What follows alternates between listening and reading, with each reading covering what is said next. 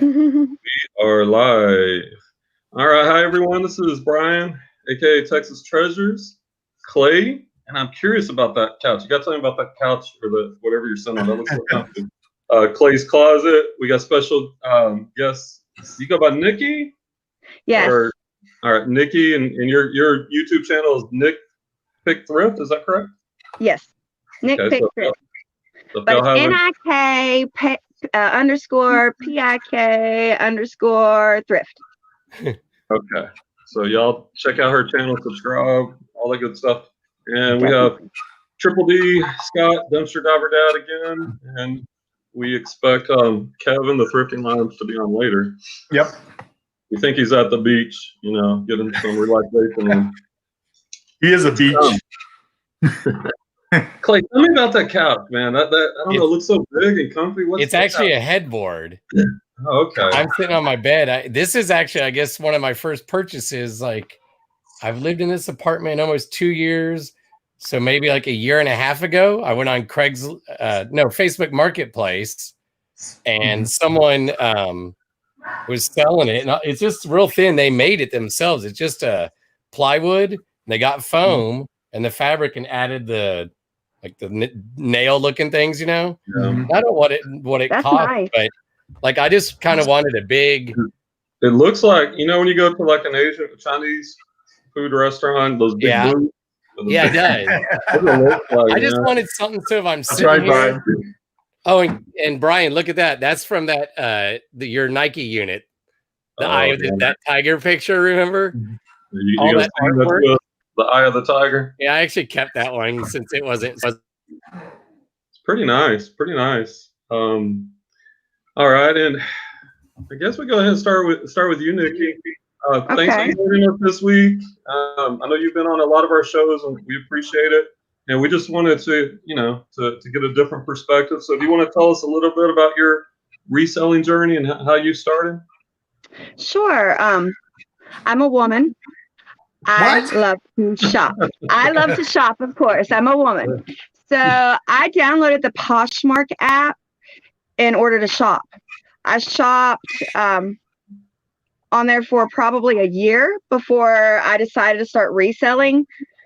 And I was just spending way too much money inside of thrift stores because once I moved to Seattle, I had never seen anything like it is here, like cheap, how you can make money.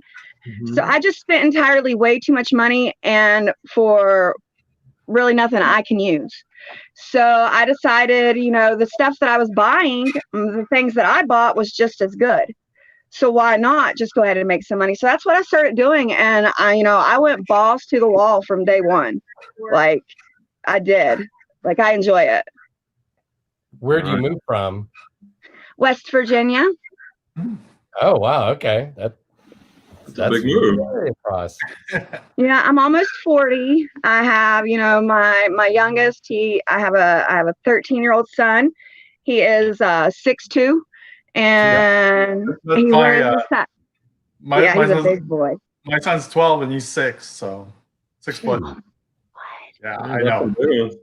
My oldest son is 23 and he's 6'5", because I'm 6'4" and he's an inch taller than me. I'm like, oh man, I'm only 6 foot, so I don't know where he's gonna get from. Yeah, it's a little. Where's your baby at, Mr. Dumpster Diver Dad? Where's that cute little thing at? Yeah, Mama upstairs. So Mama came home early today. So, so cute. So yeah, they did a lockdown on Sacramento, so they're gonna. Oh, are you in Sacramento? Yep, shelter in. Starting tonight. So I don't know what that means, but that's what they're saying. So yeah, but Mama came home early and she's upstairs with them. So yeah, I was with them all day. Grandma and auntie are sick, so I stayed home. That's the nice thing about being self-employed. I can do my own things. And, Hey, Nikki, you mentioned you started on Poshmark. What platforms are you currently selling on? Is it just Poshmark or others? No, I have Poshmark. I have Macari.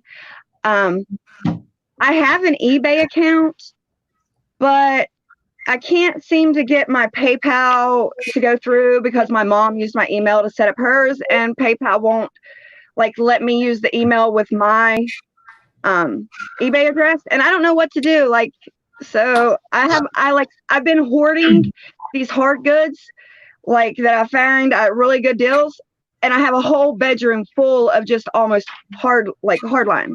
Like, I need to do something. Macari. I've never listed any house goods on Macari. Now I have on Poshmark. I've sold like 4 or 5 listings, but not very many. So do you think maybe if you created a separate email account and tried to create a separate PayPal account, have you tried that? I tried that, but eBay linked my 2 emails together. So all I need to do is call eBay. PayPal. That's what I need to do ultimately.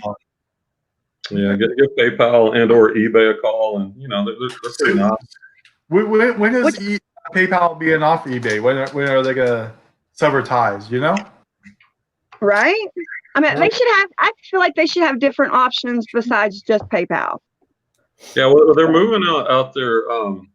I was listening to one of their podcasts on the eBay for Business podcast, and that's like one of their big priorities this year over the next 18 months. And I keep saying that, but I expect more and more people to be moved.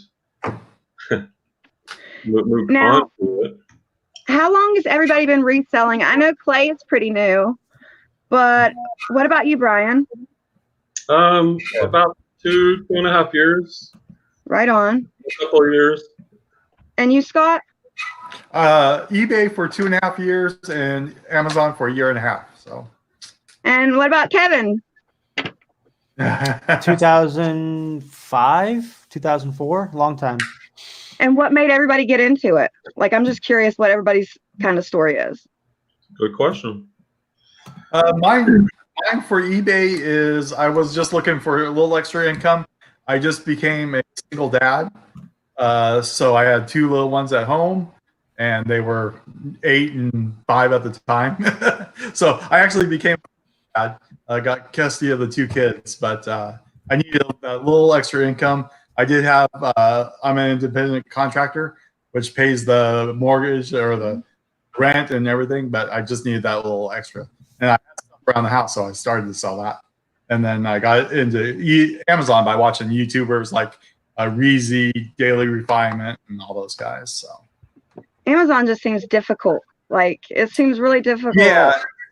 Yeah, it's a learning curve. I highly suggest everybody start on eBay, Poshmark first to get the shipping down. But at the end of the day, if you do like merchant fulfilled, it's just like on eBay. You just put a label on it and send it in a new box. Make it look nice. But right now, do you know how long they're going to not let anybody do FBA or anybody new join? April 3rd or 9th or whatever it is. But I think that just helps you out more. I think prices are going to go up for merchant fulfilled.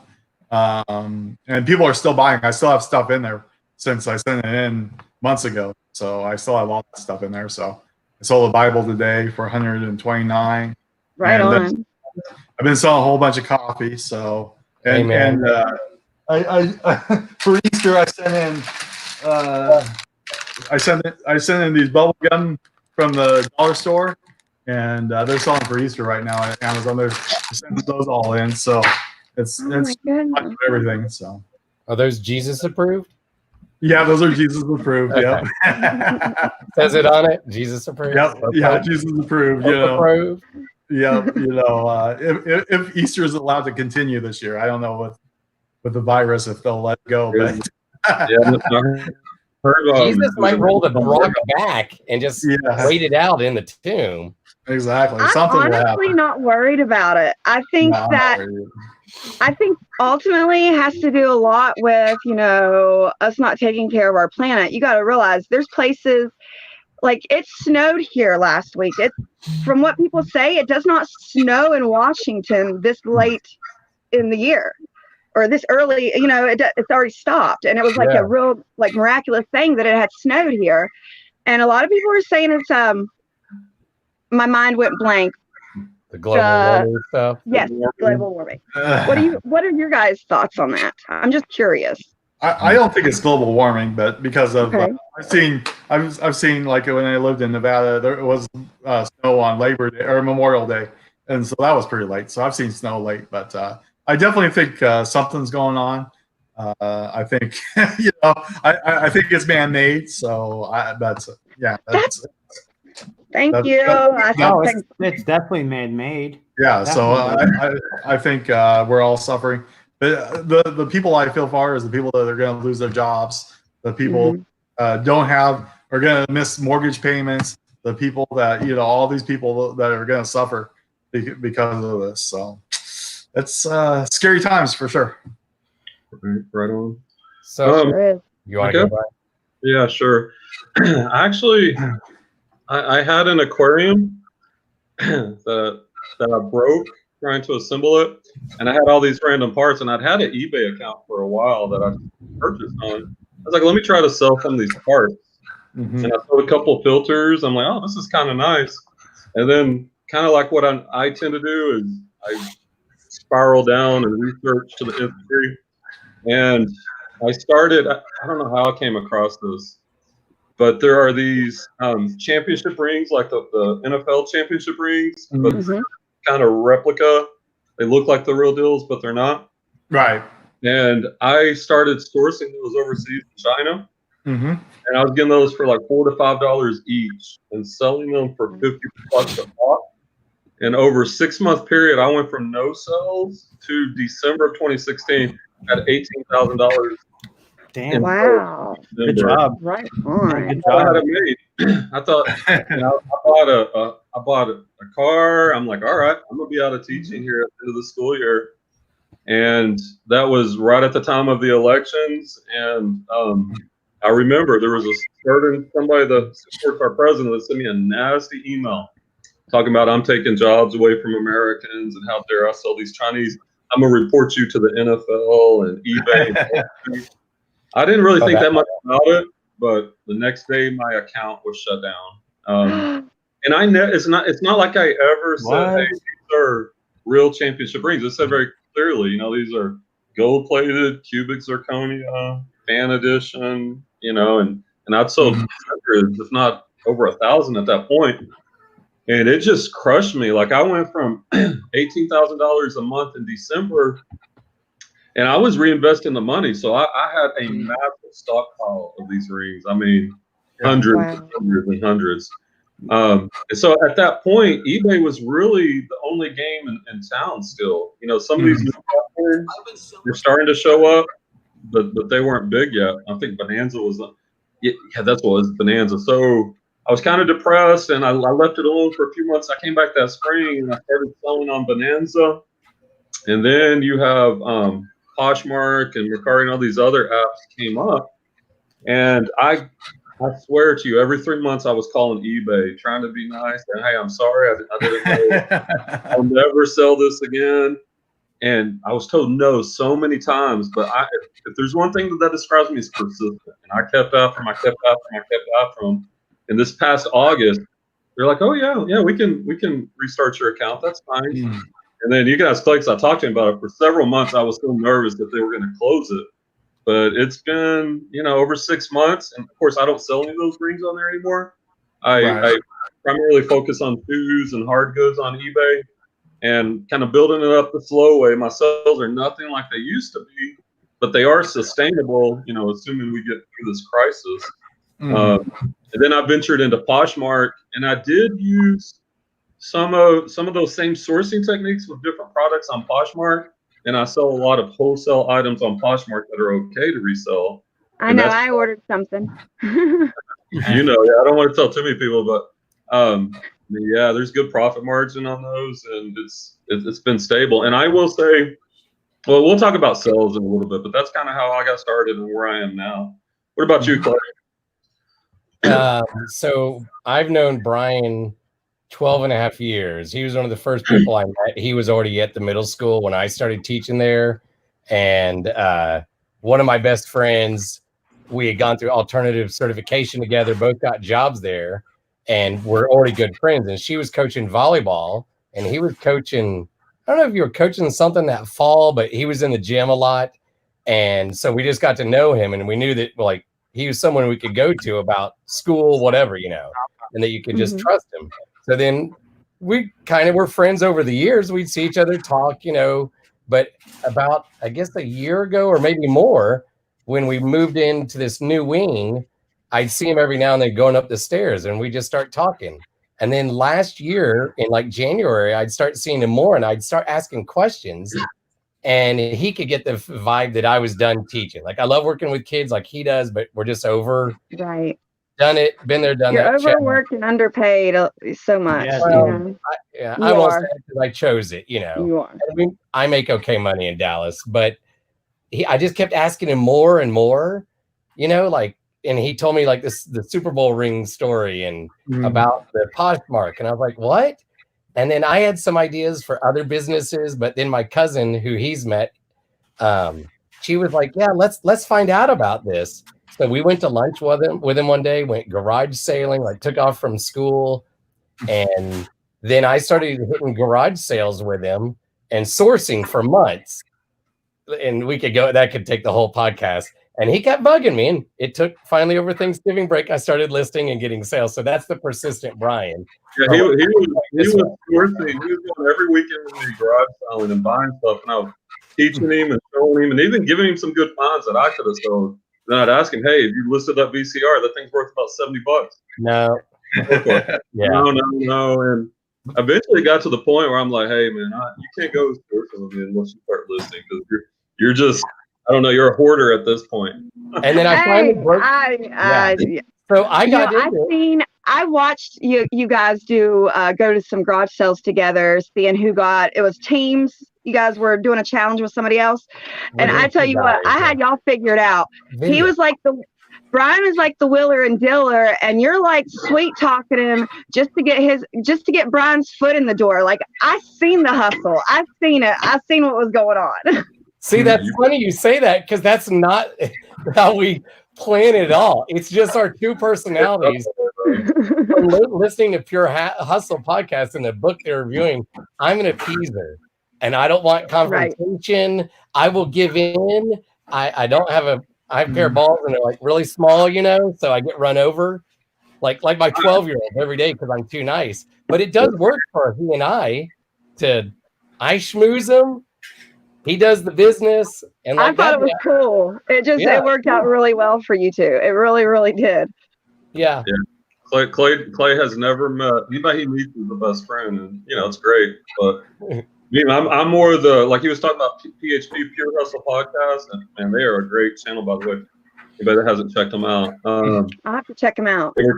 The different styles, and I'm the analytics guy. I'm the research guy. I'm breaking it down. I want to negotiate like that ice cream maker. I don't know if you saw that. Like the guy, I was able to get the ice cream maker for $10. Those are for like $150, $160, and literally 2 minutes later, Clay's like, "Hey man, you got $20? I can borrow." Give him $20 because he thinks that was my last $10. I'm like, Clay, you're killing me. But I schmoozed him good about trail running. I used to be a runner, and I hope to start again. And so you had a good you had him hooked. You had him hooked, line and sinker when you start talking about running and stuff. Yeah, we are a good team because we get along so well, and then our personalities.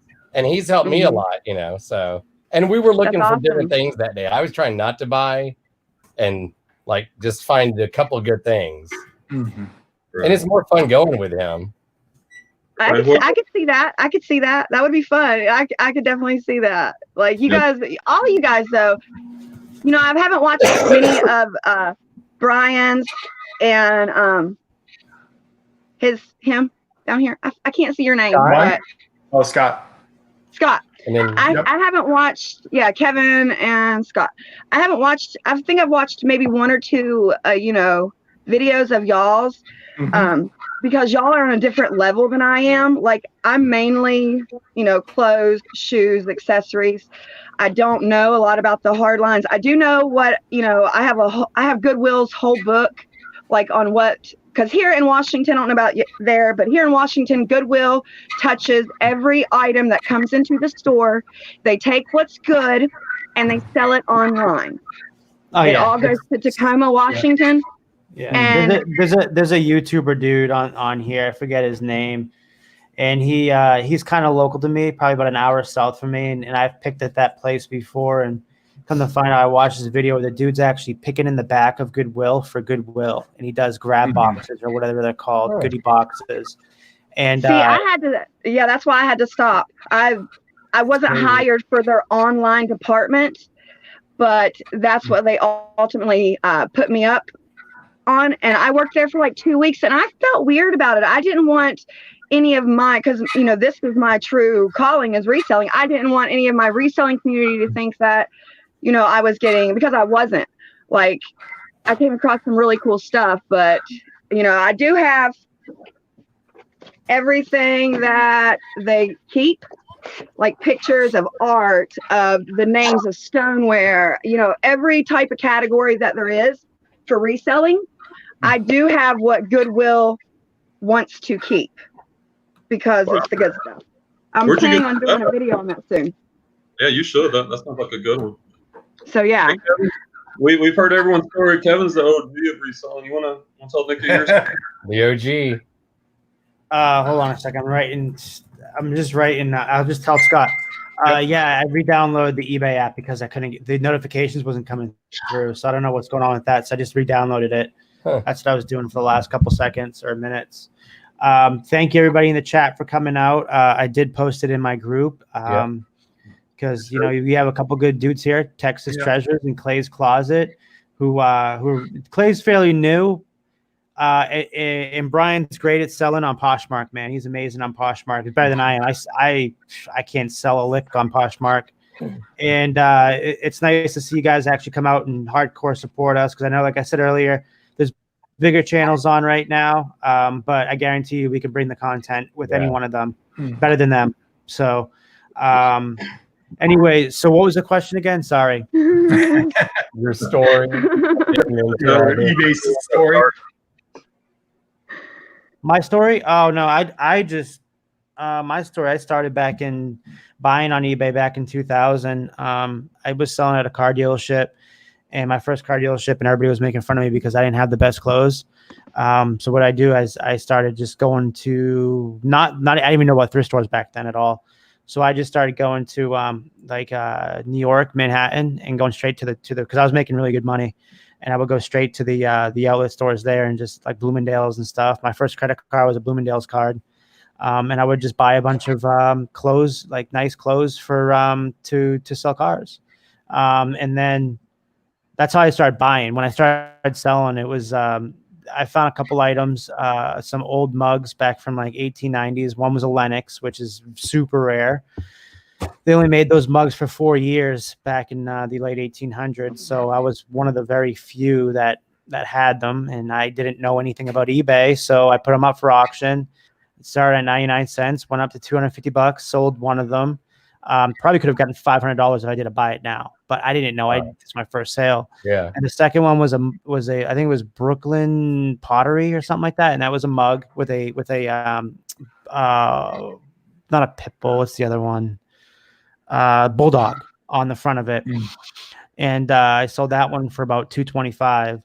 So that's how I started. My girlfriend said you only have, my kid's mom, you only have $10 to spend, and that's all you got. If you lose it, you lose it. So that $10 and turned into $475 and just kept buying and selling. And then I started YouTube just one day after starting my Thrift and Lounge Facebook group. And my group started getting big enough where I was like, okay, well, let me try YouTube. Then all of a sudden, all the big people wanted to come to me because I had the biggest Facebook group around at the time. And then one day I just quit because I blew myself out. So I quit selling. I quit YouTube. I quit I quit two of the best things that was consistent for me for the following years and years. I quit because stuff was going on in my life, also personal, and I also blew myself out. And I walked away. I was done. Biggest mistake I ever did. Worst mistake I ever did. But learned it. I learned a lot coming back now. I like the community here. I think the community is amazing. It's excellent. Some of the people are very loyal to you. Very, very awesome. Like me, I feel like I have my own crew that if we all hit it one time at some time, like whether it's Texas Treasures or Clay or Scott, we're all going to go right up there with them, you know? So it's nice to have a core group like that that's been there for you when you had nothing. So so you guys on the panel better remember that. For sure. Yeah, Clay. Oh man, Yeah, I know. if you knew my family story, I'm the overly loyal guy. Ask Brian, aren't I? Oh yeah, he is extremely loyal. You can treat me like crap. You ain't getting rid of me now, guys. We don't want to get rid of you, man. You're Yeah, you call us at random Yeah, times. you're I'm great. gonna knock on that door one day and be like, Kevin, I'm here for the next 3 months. Dude, you're good. Just don't bring the coronavirus with you, man. No, no. Dude, and I really don't. I don't think we should even. You know, everyone's touching on it right now. I don't want to touch on it. We should just talk about reselling tonight. Yep. Like I'm so. Yep. It's so Agree. regurgitated. Like everything I see, everyone's trying to make these videos because it's what happens when you have a little subject going on. Everybody tries to jump on board for the not the analytics, but for the community, so they can get more views. But not really knowing that that's not content, man. That's just what everybody's doing. Just do your own thing, man. Be yourself. We want to hear content. We want to hear how, like you said, how did you start reselling? Why did you start reselling? We don't want to hear that. Listen, we're getting this and this is happening. This is like, we know Goodwill's not working out for us right now. We know reselling's not working out for us right now. There's other avenues. There is reselling and buying on eBay or Mercari. Mercari is a good one for me. I love purchasing stuff from Mercari and reselling on eBay. Just tinker it. If it's not working out for you, tinker it. So it is working out for you because there's always going to be inventory out there, whether it's e-commerce, which is probably from now on, I will say this, after everything's said and done, I bet you at least 10% more, everyone's going to be more on e-commerce. You think it was crazy back this year when we had Cyber Monday?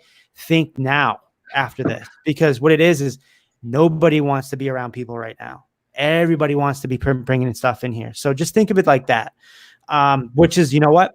When this is all said and done, that only helps us out because if we already have our inventory, we're growing in our inventory right now. We may not be selling much right now, but listen, we're growing in inventory. So when the economy does kick back in, boom, boom, boom. You think it's crazy now? Wait till Q4, and we're able to really put everything up right now on our stores. And then Q4 comes through, you're going to have 2 times as many sales that you did last year because I can just feel it I can feel it. And I have a good sense of good senses like that. I can feel like almost everything's going to start going to e-commerce. A lot of businesses are going to go away. A lot of mom and pop shops are going to go out, are going to close up and be done. I have a good friend who just lost his job today because it's an online e-commerce store. Sorry, not, but what his job is, it's kind of like online with ticketing. I won't name his name or anything because it's you know, but it's happening, guys. But you know what? We got to learn to adapt as a society, and that's all I'm going to say on this coronavirus right now. You have a lot of passion. I mean, all you guys have a lot of passion that I've noticed whenever I watch you guys. Like, what is the one pro tip? Girl, we should have you on we should have you, Nick, on every single time so you can keep popping off the questions. I should I'm very inquisitive. I love to learn. I do a reseller reunion every Wednesday. You know, I have Renzi coming up next week. Come on and just ask these questions. I mean, I like your style. I like your questions. That's good questions, and you're saying it naturally. You're saying it better than I'm saying it. I say. Yeah, there's some great questions, Nick, and you're welcome on our channel any Thursday night you want. So just let us know. I just want to touch on what Kevin said before we move on to the next question. You know, Clay and I talked, and we started this channel. I think this is episode 7. And early on, Kevin came on, and then Scott came on right after him. And the knowledge, the content, and the help bringing some viewers to us that they have brought. You know, we never asked for it, but they just brought it, and they have been so helpful. These are 2 good guys, and you know, I appreciate it, guys. And I just wanted to get that out there first of all. Well, you all know that, like I always tell you guys, when I see talent and I know somebody's good at what they do, I'm from the era from 5, 6, 7, 8 years ago on YouTube where I had a pretty big channel at the time, and I was hanging out with everybody that was big, but I had the talent to know who was good, who had the content, who had content, who was able to know what they were talking about and being able to back it up with numbers. Nowadays, you can have people on here that don't know half the crap they do and do half the content, and then they blow up. So it's like Nick Niman says, and I'm sure you've heard this before. I like him. I like him. I watch you like him Nick? I love him. Yeah. Oh no, sorry, it's watch him Brian a G. Johnson. Brian G. Johnson said you can have somebody, and he's more talking about like electronic unboxing stuff because that's more of his area kind of. He's like, you can have somebody with doesn't know what the heck they're doing, they have no knowledge, and blow up. And the person with, and this is what reminds me of everybody that I talk to and hang out with. You can have the people with all the knowledge, all the great content, and just not go anywhere. It's just that's the name of the game. Unfortunately, some people have this figured out, and some people don't. And it's hard because for me, I see a lot of people that like me, passionate, know their stuff, know what they're saying. And it's not regurgitated crap we hear every single time. Right. Truth, it's honest. You show and tell us everything. And these are the people that should be big. These are the people that should be big. You know what I mean? Shout out to just me, Kathy. She deserves that to be big. I'm so happy to see her success. But there's some of these people that, they half-ass it. They pay people to do their videos and stuff we can't afford, or stuff that people like on here can't afford it. So we're just a lot of us, including me, just get walked on. We may have the better content. We may have the better people on here. I think the better guests, if you ask me. I'd rather be at the bottom. I'd rather be down here with the newer resellers than up top. I'll tell you that all day long. I've been up there with the people up top. At a point, they don't give up. They don't give out good content. They really don't, because they're having people that are buying their stuff on YouTube. You know what I mean? So, but the people down here are honest. They're hardworking. And if they don't know an answer, they're not going to crap their mouth through it. They're going to tell you the truth. I don't know it, but let me see if I can find it. That's how we all started here. And I like now that I can pass stuff on. Like I passed on one of my flipping goodies, his videos from a couple of weeks ago to. I love Mike. Mike is awesome. Either in your group, Kevin, or maybe Casey's. Rockstar, his group. Someone said something about golf clubs and they were new, so I went to his live chat that I had watched, and I and someone else, when he was like, hey, you want to show golf clubs, I was like, yes, I know nothing. So I linked that, put it in the deal. I need to go back to the chat 2 weeks ago because someone I hadn't watched Rally Roots in weeks, and I watched one of theirs, and a lady said something, and I said, oh, hey, I've got a way to source online. She makes it sound like she's out in the middle of nowhere. So I'm going to tell her the time clip of where you told us about the 1, 2, 2, 3. Yeah. Because if she's out in the middle of nowhere, like I'm going to do that again. That's on my to-do list for tomorrow. But like I got stores that'll open up. I just want to be able to help people like you. Yeah. I mean, my thing is you have people, and I'm kind of wearing my heart on my sleeve right now just because I'm a little upset. But you have a lot of people, and it's nobody in particular I'm upset at. I'm not upset at anybody really in particular. But you have people that are doing this, and they're trying as hard as they can. There's this one guy who's handicapped, and this brings it back to it. And to me, I'm an honest, really nice guy. Everybody knows it. What you see is what you get. There's this handicap guy that I follow on YouTube. I gotta remember. I have followed like 1,000 people now. So he's handicapped. He's only made it. No, it's not funny. He's only made a few videos. No, I was laughing at the comments. Sorry. Oh, okay. He's made he's made a few videos, and it may not be good. It may be crappy quality, but you know what, man? I'll watch it. I'll be a fan for life for that kid, because you know how hard it is to pick up a camera, and especially with a disability like that, and to have fun and just say, hey, I don't care what anybody thinks about me. I don't care if anybody watches me. I don't care. Yeah. I just want to have fun. And you know what? He's pretty good. I like him a lot, and I will be watching all of his videos. He hasn't, I'm pretty sure he hasn't posted one in a while because I haven't got a notification from him. But that's what I'm saying, is that I'd rather see people like that are authentic and awesome than people that are just, I don't know, that just aren't that good, or just they used to be good and they stop making good content. Because it does happen with all of us. We do forget to make good content sometimes. I've been guilty of it in the past, and and that's part of the reason why I'm starting to step back more, and I'm not going to be doing these lives anymore. I talked to them earlier today. It was a hard decision for me. It's just I feel like I'm not getting enough from a lot of people. I feel like there's what I call YouTube hoppers, where you have a live, they show up for 5 seconds, they're gone. I don't want those people. I don't. So if you're my videos, you're watching, do not watch my videos because you're hurting my analytics, honestly. Right. I want people who are going to watch it, sit there and have fun, because back in the day, that's what we all do. Larry knows I'm wearing my heart on his sleeve right now.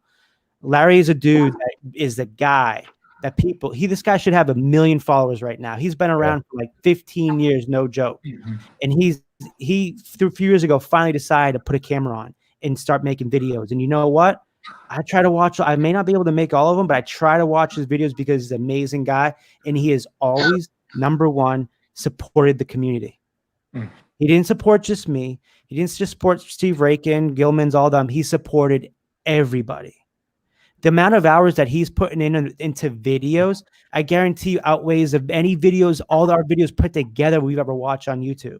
That's how much he's put into this community. That's how much this guy should be bigger, and have more respect. But when you get guys at the top, they don't care about that. They want you. So if you have a guy that, let's say 13, 14,000, and say they come on a guy's show that has 4, 5, 6,000, like myself, and then, you say, I don't know, thank you to them for coming on, and you don't hear back from them. That's basically them saying, okay, I'm higher than you now. So if you're not higher than me, I don't need to respect you. So that's where I'm also coming from a little bit today. But again, I don't care. I could leave here tomorrow, and I can guarantee you, I've given all of you guys a lasting impression that you guys will never, ever forget. Now, can I say the same thing for that other person? I don't think so. You know what I mean? Because every little live show I've came on, I've actually brought it 125%.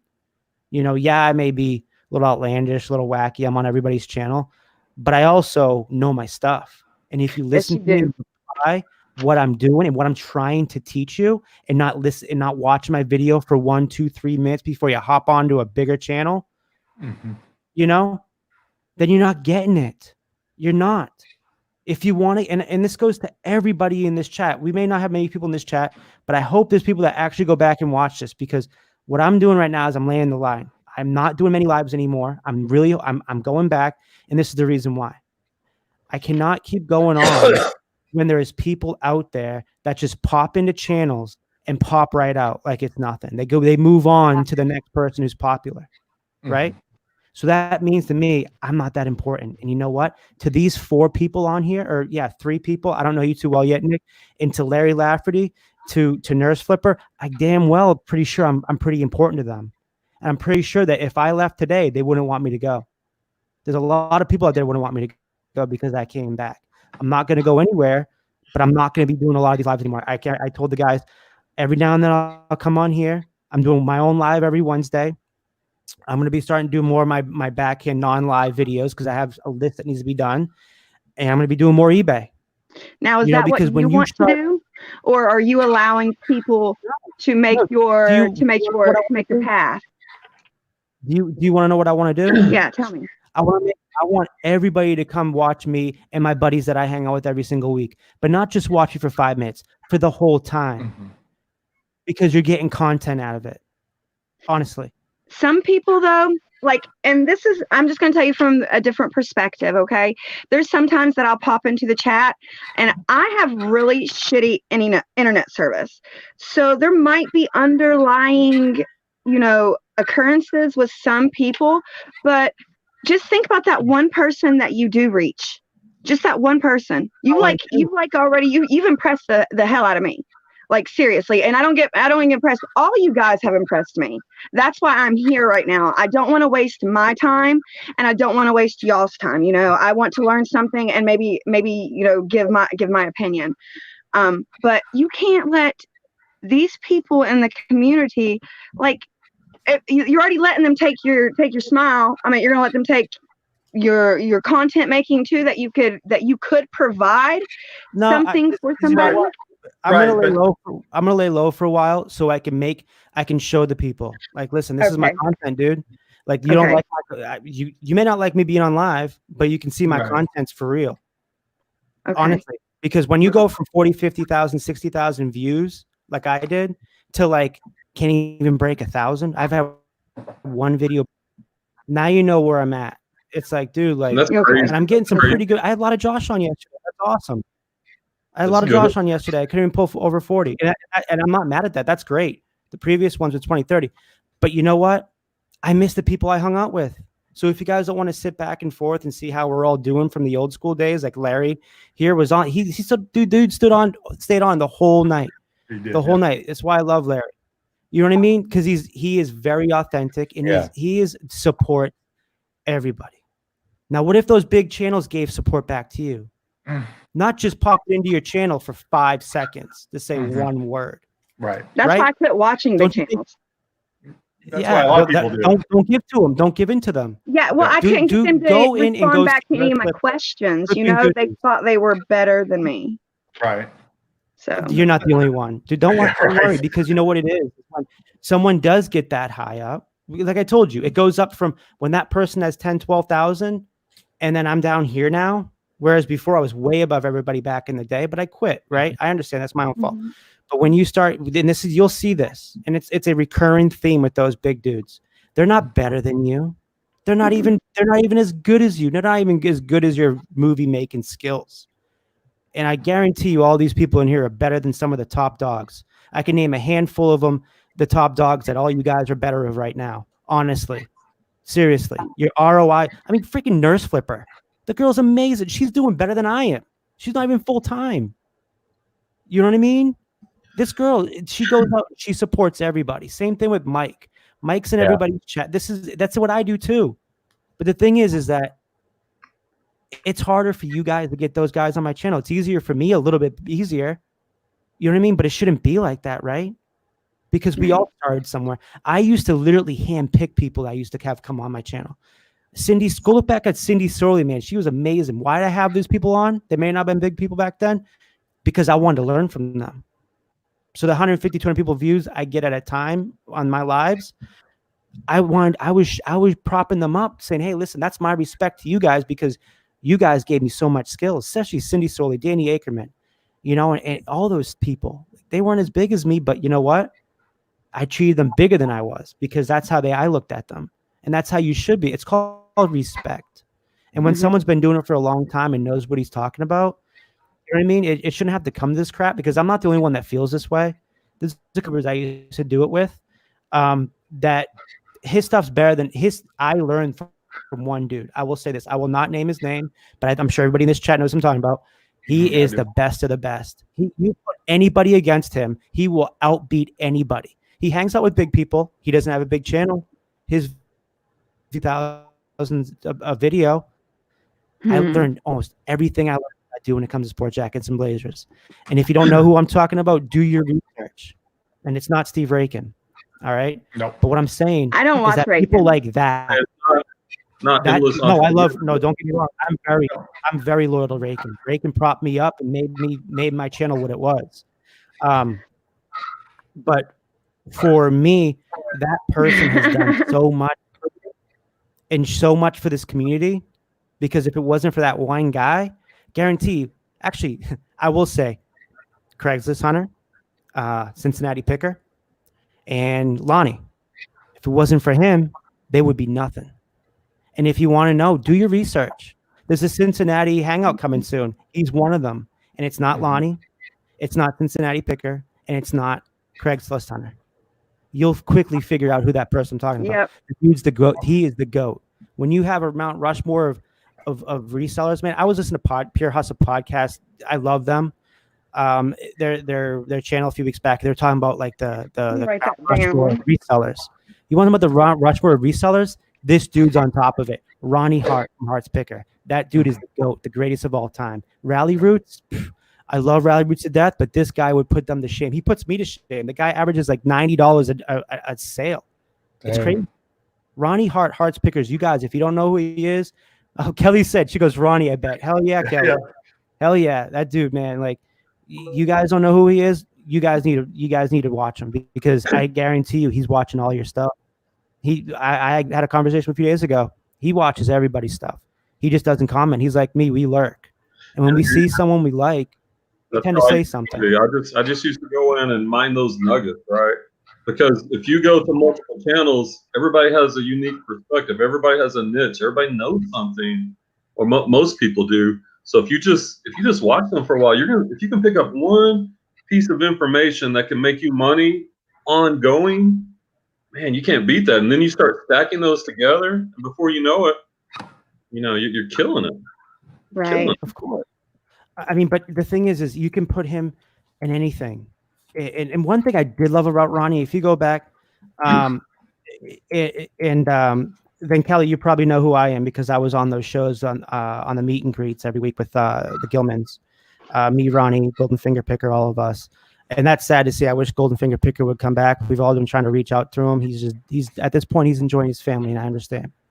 But you, Ronnie is a guy I always go to when I need some help. Like, hey, I was looking at porcelain, gas, petroleum signs, right? And I knew he was into that stuff. So I was like, I asked him some questions and learned a few things. That's all. Man, that kid is a book of knowledge. It's ridiculous. He is the one. Ray can learn from him. Man, who else? There's so many people I can think of that probably learned from Ronnie. I'm sure Cincinnati Picker learned from him. Craigslist Hunter, I think he already had the knowledge prior. What's that? You'll see that I just sold this right now. Sorry to interrupt you, but you're talking about plates. $35 for a plate. It's called Your Home. I think I picked up for like a month or two. Are they paying shipping? Oh yeah, well this one's on Poshmark. Here's the thing. You still plate on Poshmark? Yeah, you can do home I told goods. you this kid sells anything on Poshmark. I told you need to put your channel. You need to make it around a Poshmark channel instead of eBay, because that's your niche right there, bro. Poshmark is. I mean, I sell. I hardly ever go a day without a sale on Poshmark. Yeah. Hardly ever. Like I said, I went balls to the wall as soon as I started on Poshmark, and I average probably. I mean, and I'm still, very small, very new to this. Like, I'm still learning every day, but I at least, average at least 4 to 5 items a day that I sell on Poshmark. Wow. So, I mean, it's every day. So there is money to be made on there. For There me, really is. I think my stuff's too high end on clothing that I don't. I think I would sell maybe one a week because I don't like low ball offers. I shouldn't have to. But here's the thing, Kevin. I've sold some suits over 100. I've sold many things over 100 on Poshmark. You will get those. I lost you there. What'd you say?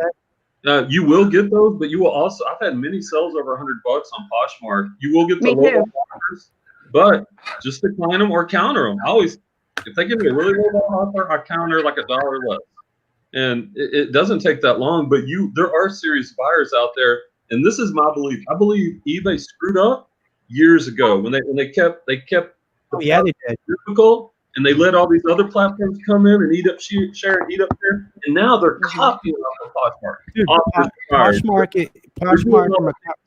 that Poshmark was doing right, that now they're copying them, and so I think Poshmark is the millennials, the young demographics, and man, I think eBay screwed up. I wonder where they'll be in 20 years because Poshmark. Go ahead, Kevin. I don't know if I'm losing you. Can you guys hear me? Mm-hmm. You froze for a second, but you're good. Yeah, I think I'm losing you. Can y'all hear me? Yeah. I'm gonna go to 5G real quick because I think, was that me or was that him? That was you, Kevin. That was me. All right, I'm gonna switch to 5G real quick. Hold on. Oh, must be nice. We don't have 5G yet. But while he's doing that, man, Poshmark, I'm telling y'all, if you're not on Poshmark, even OfferUp. I'm back on OfferUp like I used to be, and Poshmark, and I sell more on Poshmark than eBay. Now, I do primarily do shoes and some clothing, but that beats eBay. And now that Poshmark's moving into the home goods, what will that market look like 5-10 years from now? Because it's so easy. It looks better than it does now. I mean, it's so rough to get something really sold on there that's anything other than like a lamp or something for, shower curtain. I mean, it really is. I mean, it's super hard. I mean, you just can't put stuff that you would put on eBay there, like, replenishables and stuff. I mean, it's not something that Poshmark really supports. No, I'm gonna push back a little bit on the replenishables. Like I do jewelry. and I have quantity 99 on some things, and I will sell that same piece of jewelry. Like, now you know that ring. I ordered a ring from you, right? You shipped it out today. oh, did I? Oh, Yeah. okay. He jacked up the price on you triple. I always try to support resellers. Right, I'm always supporting resellers. Well, I awesome. just Cincinnati Picker just had a big haul on Instagram of diecast, and I wrote to my dude, that was awesome. I collect diecast, man. Let me know what you got. Let's work something out. I want to see what you got. Write down what you got, because I will buy some stuff. I bought one off of Harry Humstill, but Let's say first you have to open it. I haven't opened it yet. I'm getting ready to do my Tonight when you get off. That should be your reward, Kevin. I got to start my video for the sniping from eBay to sell back on eBay. That's my Civil War letters I haven't opened up. I got 3 days ago. So that's my content right there. But no, I think eBay, Poshmark and Macari is eBay's mistake. You know, that's their issue right there, man. But I like eBay a lot because I don't have to pay an extra 10% in fees. I'm able to do wiggle room on the promoted listings like 3, 4, 5%, and still be able to make 5% back. But the returns that you get on eBay versus it's hard to get a return on Poshmark. Like if it's sold, unless it's broke or you sent the wrong thing, I mean it's done. But on eBay, I don't mind. Like I just got another 2 back-to-back returns. I actually think I tried to get back. I actually think that somebody tried to scam me this past week on Poshmark. Listen to this. So I had purchased a Nike. It was a Nike dress. It was an athletic dress last week. Okay. It sold within an hour. Okay. So I mailed it off the next day, and she receives it. She opens a case that says there's an odor. I washed it. I know there wasn't an odor. But anyways, Poshmark approved it. Yesterday, I go and check my mail. There's an envelope. Like it's a flat envelope. So I take a picture of it as I'm getting out of the mailbox. So that was the only return I was expecting. Inside of it was a check. Whoa. Okay. For one, the check is in the 100s. Okay. For two, she typed a note up that said, and the dress was only $16. I don't get what this point is, but she typed up a note and said that she was going to have the dress professionally cleaned. So she decided to keep the dress, sent me a check. That's not how you do that. I've contacted Poshmark because it's only a $16 dress. Like I said, I don't understand what her point is, but it's just a little odd. She sent me, it was not the same name on the account as the check. It was the same last name, but the first name was not the same. I'm not cashing it. I mean, it states on the check and the memo what it's for and everything, but I just feel really uneasy about it. If you feel uneasy and uncomfortable, don't deal with it. No. If anything ever makes you feel uneasy or uncomfortable, as human beings, we know something's wrong. And if something's too good to be true, it probably is. You know what I mean? How many times you hear those stories about like people getting thousands of dollars cash from the ATM back or from the tax government, and then they get a knock on the door. Listen, what you do with that money? We want that money back. So, you obviously good instincts there. If you're something, Poshmark hasn't even responded back to my email. They're going to reimburse this woman her money. So I emailed them a third time today, and I was like, listen, it's only $11 I'm expecting. It's not the money. It's the principal. You know, people just can't do that. So I don't even know if they're going to give me my money or what. Yeah. What I had happen this week, and that's weird. I've had over 4,000 sales and never ran into anything like that. I've had 1,000. That's 1,000 sales. Never ran into anything like this. Crazy. But like, I sold a pair of shoes. These were some Metcon 2s, like some cross training shoes. And I sold them for like $40 on Poshmark. And the lady opens a case and she goes, there's a broken piece of metal inside the shoe. And she took some pictures of the inside of the shoe, and all you could see was a little bit of lint on the inside. And so I messaged back. I'm like, what are you talking about? There's no steel in these shoes. These shoes are not made out of steel. These are not steel toe boots. I'm like, what you're looking at is probably lint. But she's like, no, still, it's poking my ankle. And I will give Poshmark credit for this because I think about it from their perspective. They want to keep, like, eBay's always about the buyer, right? Poshmark goes more to the seller. But what they did is they refunded her, but they also gave me the money. So they made both parties happy, because I would have been really upset if they were allowed to return when it's just crazy. But whereas if that's eBay, it's an automatic return, and you're out the shipping and the PayPal fee and whatnot. So I will give Poshmark credit; they've done that several times for me. So I do think that they go out way more for the seller than eBay does, and that might be, and I think that's another thing, guys, is that eBay has upset a lot of sellers over the years for the way they handle returns and the way they handle the seller. Even their stupid, sometimes when they had that stupid what is that called? Man, to get top rated seller, like their standards. Like I want to say, like before I left, it was a little bit before I left, like maybe 4 or 5 years ago. They came up with the first edition of what they had now, and it was bad. It only benefited big sellers, not little sellers like us. And a lot of us lost our top rated seller. But now, man, as long as you offer free returns, man, I can be a top rated seller forever. I love it. I think it's great. And I've only got like a little bit over 100 cells on there. Yeah, well, I hear a lot of people just complain about it. I'm like, dude, you guys don't know what it was like back in the days when they changed it. The first edition of these new ones here, it was bad, man. A lot of people, I would say, they lost. That's probably where a lot of people went to Poshmark because of that deal, man. Right there, it was horrible. I was thinking about quitting too when I was full time, and it was just bad, man. It was not good business at all. I don't know whose idea it was to think that up, but. I wish the old CEO still stayed, the one that just left, because I thought what he was doing, he was bringing eBay to the right direction. If you ask me, a guy that's been buying and selling eBay for 20 years, I thought he was bringing it to the right direction. And then he left, but he left for a certain reason, because the stockholder or the board. Shareholders. That's why. Yep. And I was listening to the eBay podcast, and the forget his title. He's the guy over North American sales, so one of the real big guys up there. And he was talking about how eBay, and there's another piece of eBay news too, I'll share in just a second. But he said that eBay is not going to try to compete with Amazon, that they're going to go full throttle into the unique, the one-offs. And he made it sound like he was going to be a little bit more, they were going to be a little bit more seller supporters. And the other piece of news I got today. What was that? Right, okay?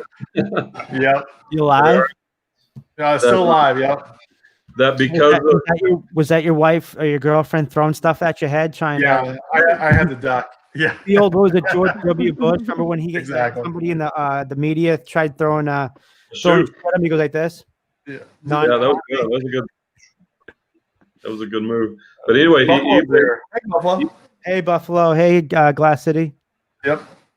Yeah, eBay is not going to, I think they said between now for like the next 4 or 5 months, no one is going to be bumped down in their seller status, because they're recognizing that there's going to be bumps with shipping and health issues. So I do give them kudos for that, for being proactive, because I'd hate to lose my top rated seller status over that.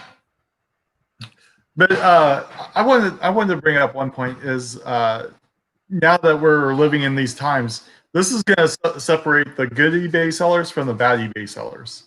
So I think everybody's going to have to step up their game and find new sourcing techniques, like Kevin was talking about earlier. I got one I'm going to share tonight. Oh yeah, or try to find stuff on Facebook, or Let Go, or Offer Up, or whatever. Try different places for sourcing. And that's why I want to get that video out. I got to get that video out soon, man, because that's going to be right now the hottest time to do it. Right. Like, honestly, no one's shopping. Well, I would say like 10% of us are shopping. I'm not even shopping right now because I have a death pile. But I mean, just think of it.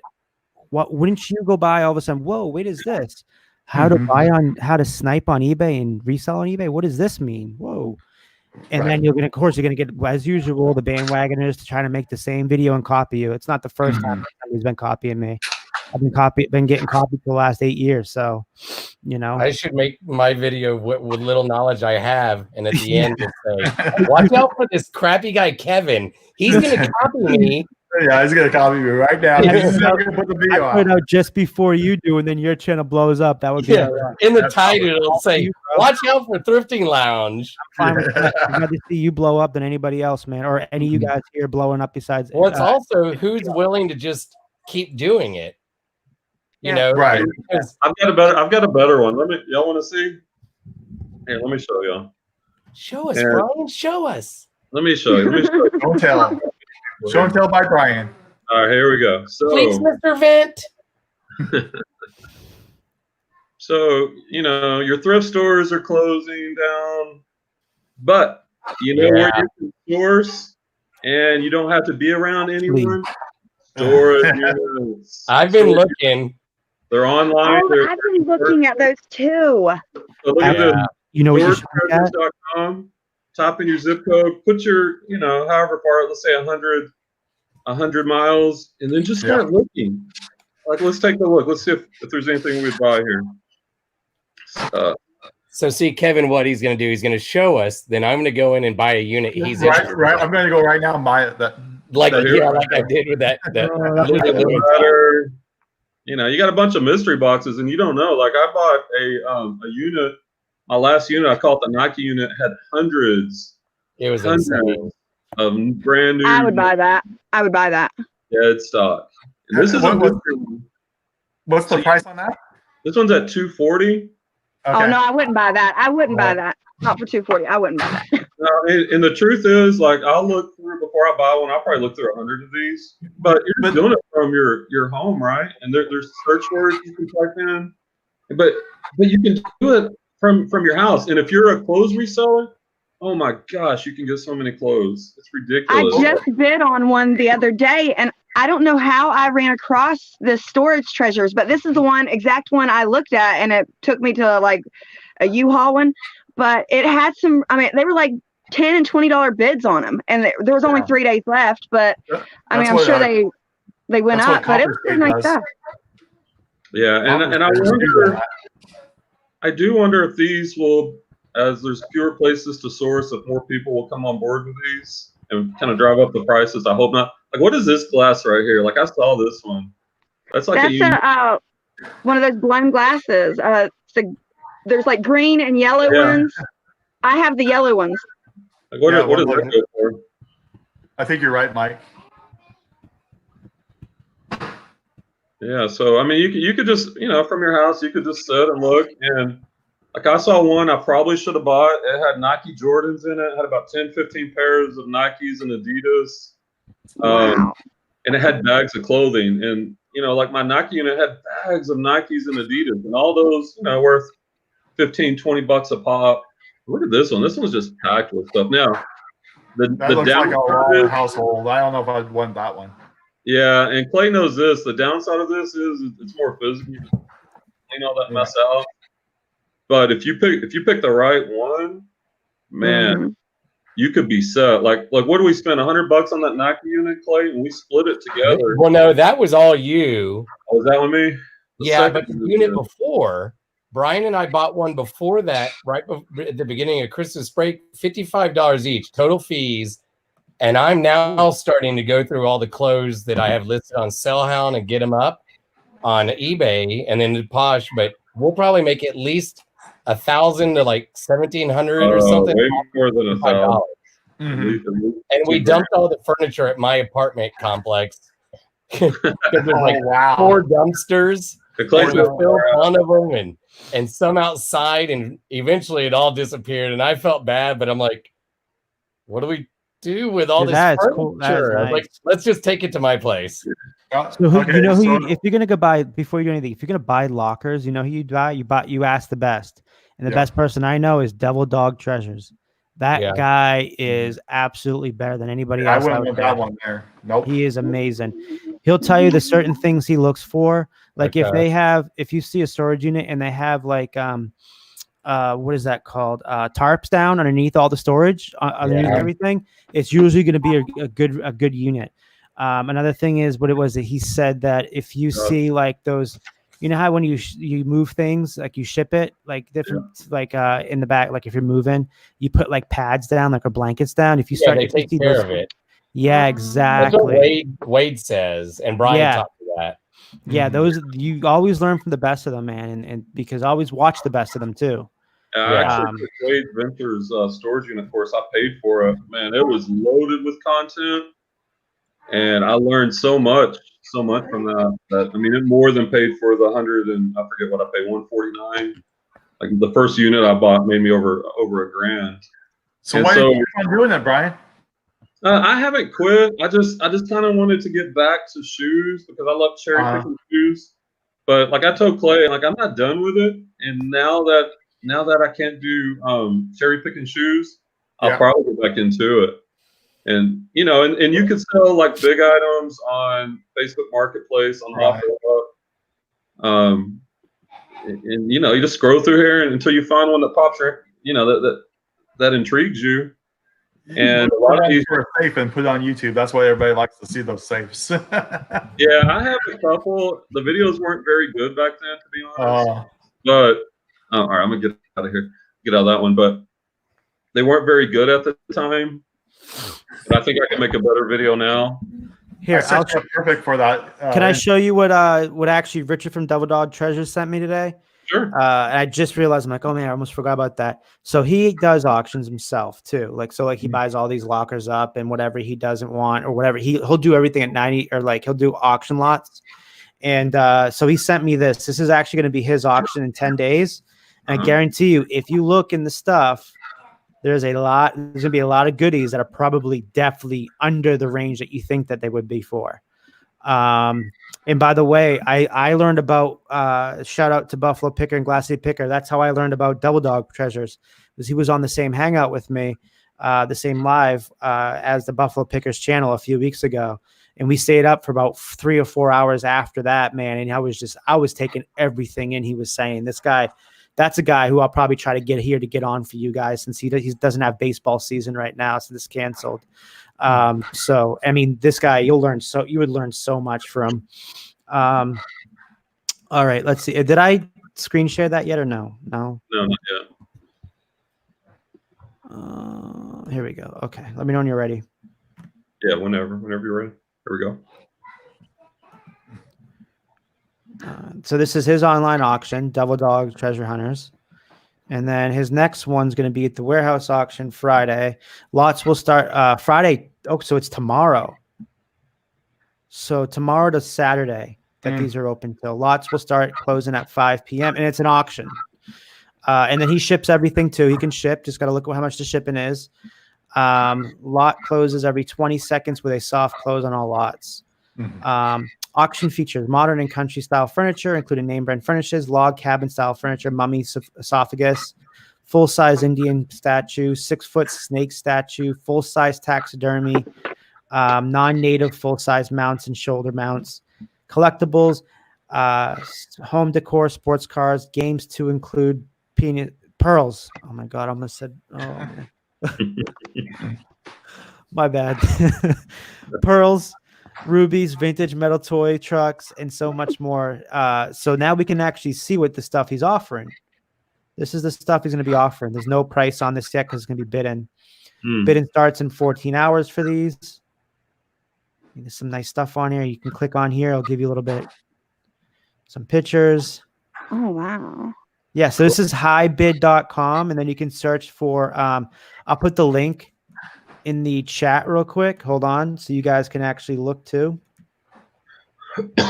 So he's picking this up at storage units and then doing storage units, buyouts, cleanouts. Dude, this dude does it all. He'll go across the country, and then he'll get one of those. He'll get a shipping company and then ship the stuff back to his warehouse. Or while he's out there, he'll do an auction quickly and try to get everything sold before he goes back home. It's crazy. The dude is a genius. Wow, that's the dream. Good stuff in there, man. I bet you can get that printer really good money for super cheap. All this stuff you're going to get for good for a lot less than you expect. I need a printer. Some nice stuff. Oh, look at this. It's not really Louis. It looks like a Louis, but it's not really a Louis. Almost Louis. It's Louis Vuitton, his cousin. Yeah, I like that name. Hi, I'm Louis Vuitton. Vuitton. Vuitton. Oh, where are you from, Louis? Oh, I'm from Muskogee, Oklahoma. Oh no. Well, there's your hat. I might be. Yeah, I need a hat. I gotta go out and and brand the cattle tomorrow. Oh man, dude, this pollen out here has been crazy. Before the cattle rustlers come. Whatever, look at that after. That's what I do in class, Nikki. Dumb voices. Hey, I think that's why I like y'all so much. I can tell that each one of y'all is a little bit crazy. Oh yeah. Yes. I'm a lot crazy. I think you have to be a little crazy to be a reseller. That's what I was going to say. I think reselling and being batshit crazy goes hand in hand. Oh yeah, definitely. Definitely. Reselling. Let's see. Yeah, where's he located? He's in Maryland. Maryland. Okay. Yeah. I remember him saying on that show, on Buffalo Picker show, but I forgot where he was. Yeah. Huh. Let's see. I'll have to check that out. Yeah. Yeah, he has a lot of Disney. I don't see any Master Diamond. See these Disney and listen, I'm trying to help you guys too in the chat too. If you look with the ones you want to look for, the Disney ones is the Diamond Collection. The Black Diamond. Okay. Yeah, Diamond Collection goes for a lot of money when it comes to those Disney VHS whatever they're called. VHS Diamond Collection. Yeah, because I've looked up some Disney and they just weren't selling for very much, taking like at a garage sale. Yeah, you want a lot all those like Disney DVDs up and stuff like that. When you find them at garage sales and stuff, just want to line them up and sell them. Yeah, look at these. Like Cowboys hat right there. Rev Resell, if he was watching this right now, he'd be hopping on all this. He loves to sell his catcher's mitt. I love that guy. He's awesome. Yeah. Well, look at the Ninja Turtles one, man. That's sick. Oh, that is pretty sick. Yeah. There's a nice thing right there. That's cool. Does anybody specialize in vintage toys? Huh? Does anybody know anything about vintage toys? I'm sure we could all figure it out. What you got? Okay. I've been hoarding these toys for a minute. I'm going to walk back to my photography room and grab them, but I just want to see what your guys' take is on them. I think they're pretty freaking old, like really, really old, but I'm not for sure. Oh my God, look at this. What is this? That is a creepy doll next to it. That is so cool. That is so vintage. It's like a cat looking? Yeah, dude. That is wild, dude. Is there like a... Is that white hair? And that thing is possessed. Look at the hair on that. That thing is old. That is wicked. Oh, that is so possessed. Wow. You will wake up. Even the little pumpkin guy looks scared. That's something Dave Midwest Picker would pick up. Man, you see that thing walking across your room in the middle of the night? It's over. That's like the evil version of Mr. Rogers puppet there. That looks like, what's that called? Like they used to make dolls back in the day, but it was like back in like a long, long time ago. And you put paper mache. Oh, yeah. Dude, and if that's paper mache, then you know that's really, really, really old. He has some sick taxidermy at the back of oh yeah, dude. He has a video. When he was I think he showed us pictures when we did Buffalo Pickers thing. He showed us the pictures of that taxidermy. Yeah, the taxidermy is pretty sick on here. That is awesome. He had bears and everything. Let's see. Oh yeah, this is old too. Just not. I don't think it's that. I think we'd say like maybe a little earlier than the 50s, 40s. That's nice though. That is creepy. Oh, what's the metal truck right here? That's cool. That's nice. Still got all the wheels on it. Yeah. That looks like I have this like like a front, not a front loader, but it like not tractors, but it's like an old metal toy that was my uncle who's 82, or maybe it's older, but it has like the crane kind of arm and his scooper, and that looks like that era, and I loved playing with it when I was a little kid at my grandpa's, and when he died, I got to take it, Oh, what's this say? Presented by Spartanburg Large. That's probably Spartanburg, South Carolina. South Carolina, yeah. BP something 1918. Does that say April 3rd, 1918? That's cool. and something by something, the World War. World War One. The Great Yeah, War. World War One. And then, I mean, cool. this is nice, dude. These things go for good money. So, like, if I do this, let's look this up real quick. Let's do. Unless I snipe it from him tomorrow. And yeah, right. Antique, what's that called? Flag. USA. I'll go back to it real quick. And I want to see how many. Come on, you piece of crap. You serious? You right can now? tell by the back how it looks like they're using nails. I'm trying to figure out how many stars is on that flag. 1, 3, 4, 6 rows down, right? 6, 7, 8 2, 3, on the 4, top. 48. 38, I think. 48. Ooh. Before Alaska, Hawaii. Let's check out 48. 48 star flag. There must have been a big gap. Look at this one right here, guys. 48 stitch stars, $395. That's a big one. Now this is real content. This is showing you. Looks like there's going to be a bidding war tomorrow. Dude, this is legit, man. I'm literally looking at this stuff for the first time. That Double Dog Treasures. Follow him. He shut up, by the way. Dude, this is awesome. You know what I mean?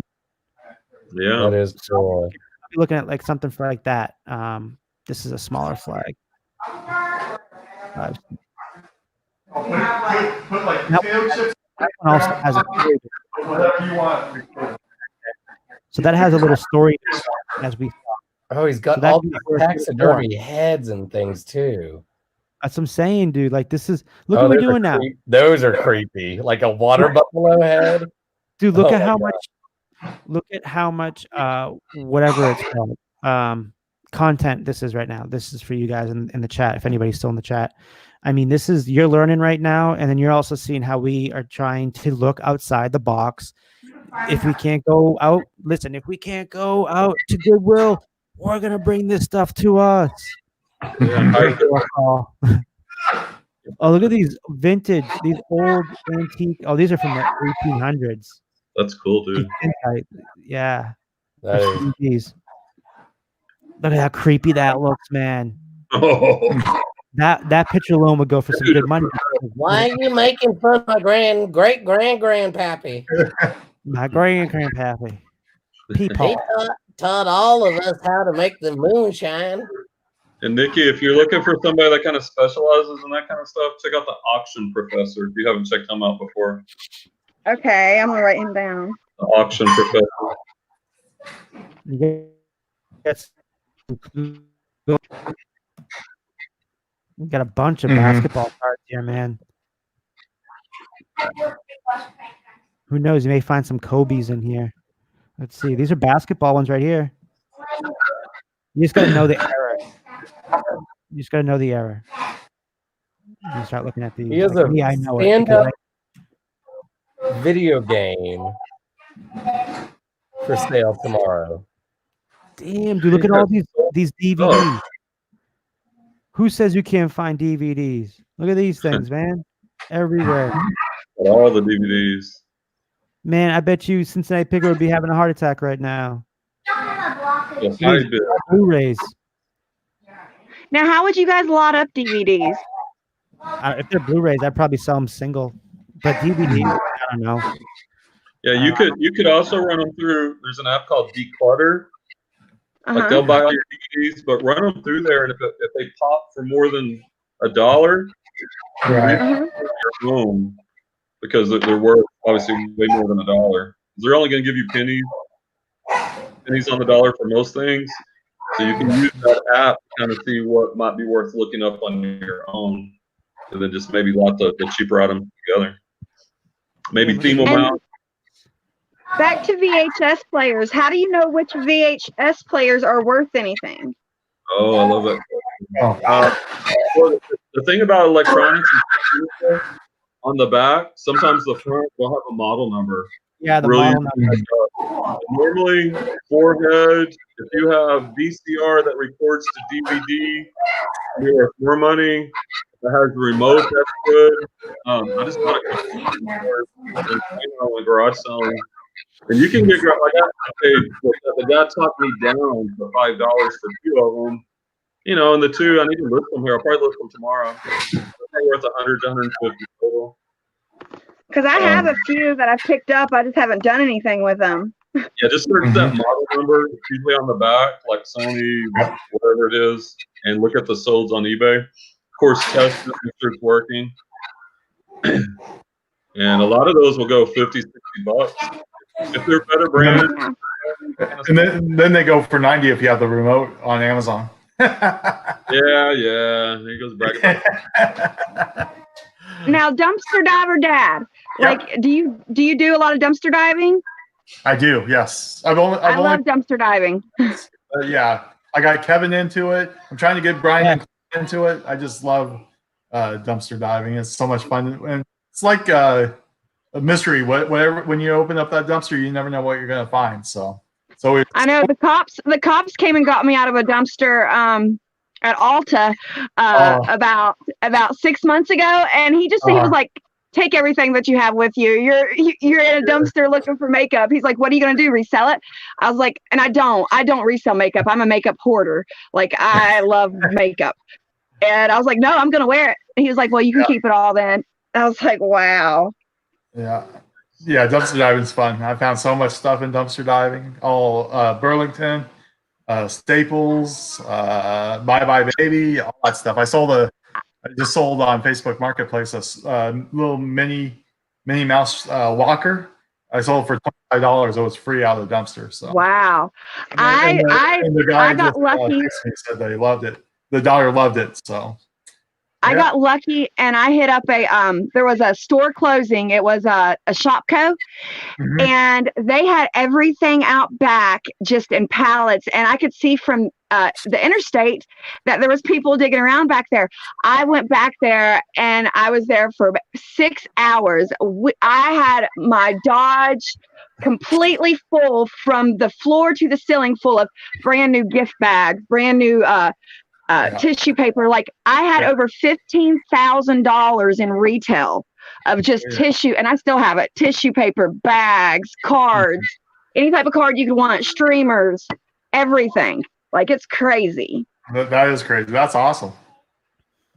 I just love going in and seeing what I can find. Every day's a new day. So it's been a little dry spell this last couple of weeks, but I'm sure as soon as I get right back into it, I'm going to find a whole bunch of stuff. So see, I like going in the cold time up here because nobody else dumpster dives here in the cold. Like, I'll stay in the dumpster so long, like I'll be suited up, and I still cannot feel my fingers. Like, I love the dumpster.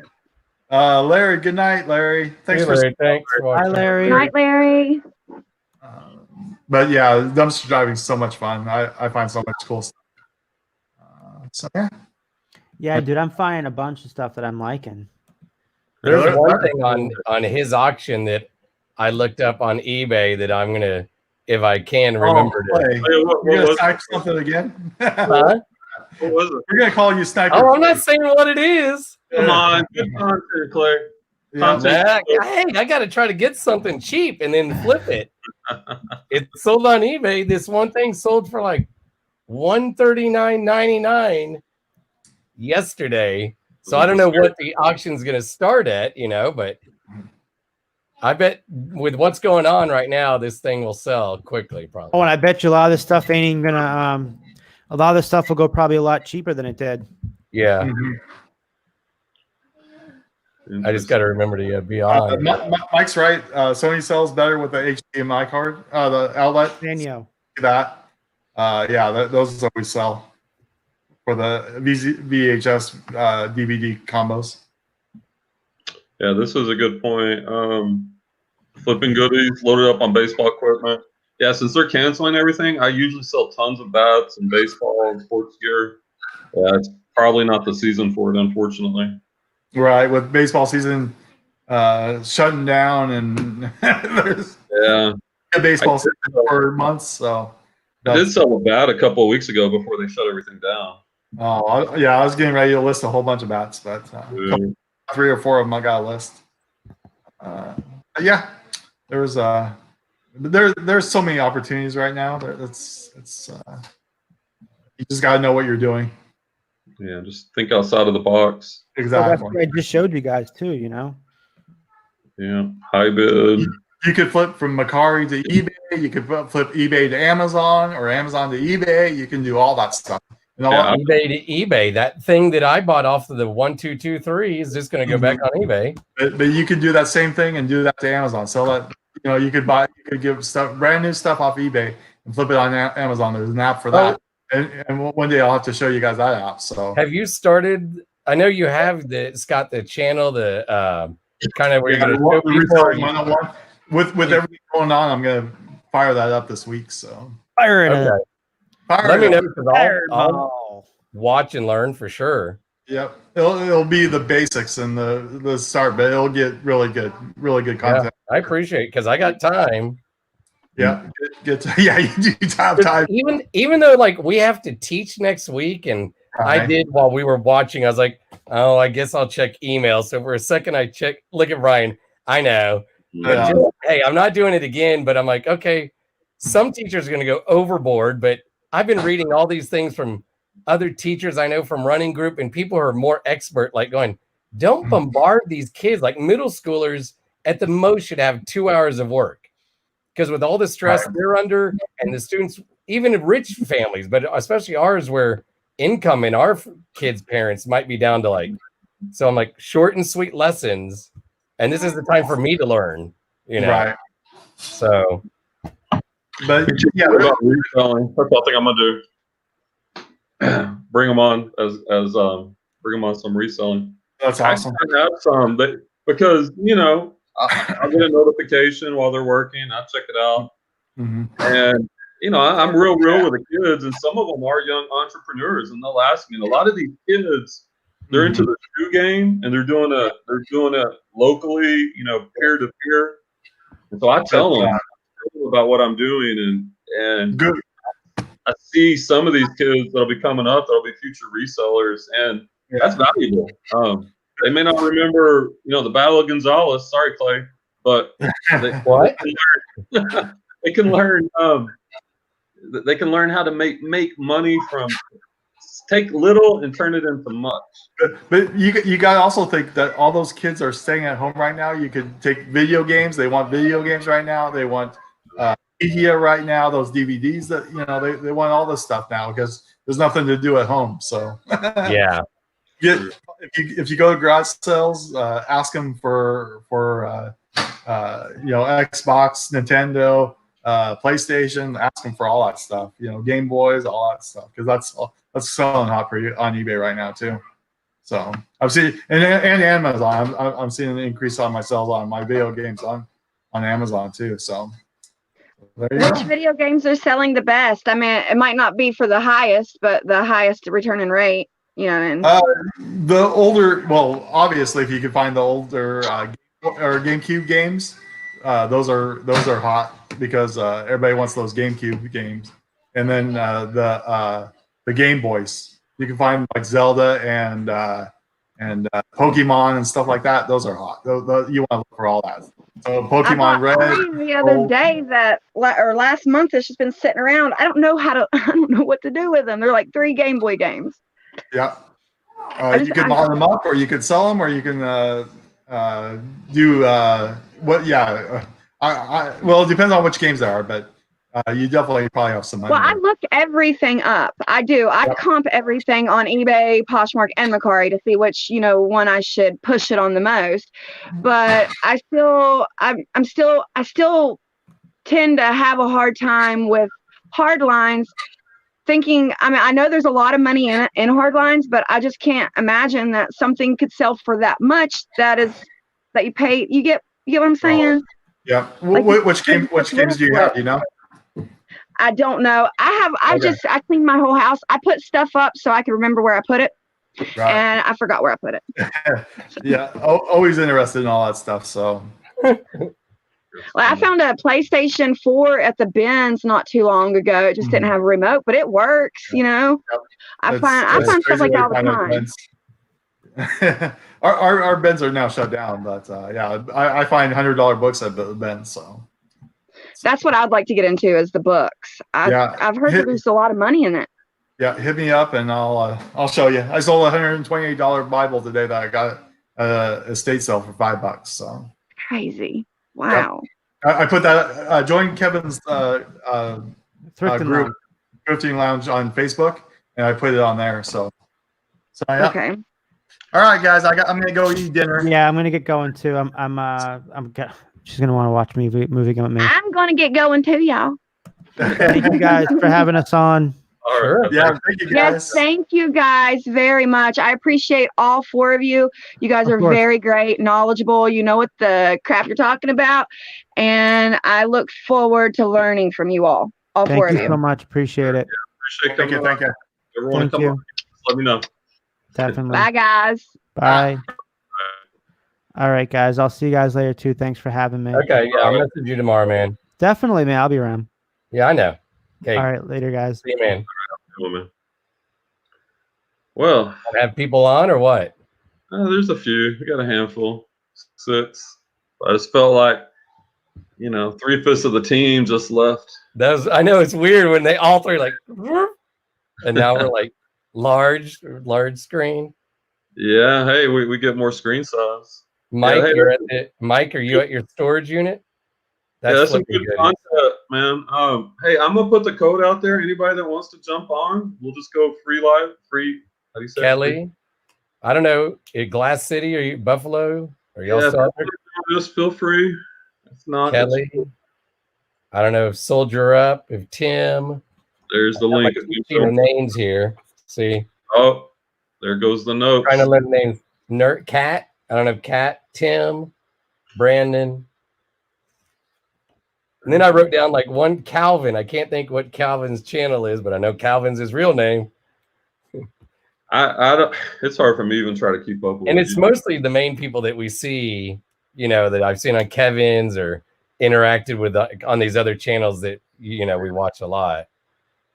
Yeah, it's your notebook of notes. How's the notebook going? I do need to get that. I have gotten some more logo stuff done. Which one do you think about? Hey, thanks. So it was, I think I showed you, I started with the black and red, right? Yeah, maybe. I like the blue and gold one. And so, my cousin, since I never say her name, she said, how come she never comes on and supports? She will, yeah. So I changed the blue. Huh? We need to make that happen. We need to get Angie on here. I'll get her on. That would be fun. So the blue, I changed the black to the blue, and I'm going to have him. I need to make some notes on this, but I'm going to have him like all the yellow, change it to actually like gold looking. Right. And on this one, the white, make it more like silver or something. Because this is the banner you're talking about, or is this a logo? Banner or logo? Is Fiverr. Okay. He's in like Pakistan, I think. Hazim, real nice guy. And then one of the logos, I think I seen the picture, it has like the storage unit door. Almost looks like the city of Dallas logo.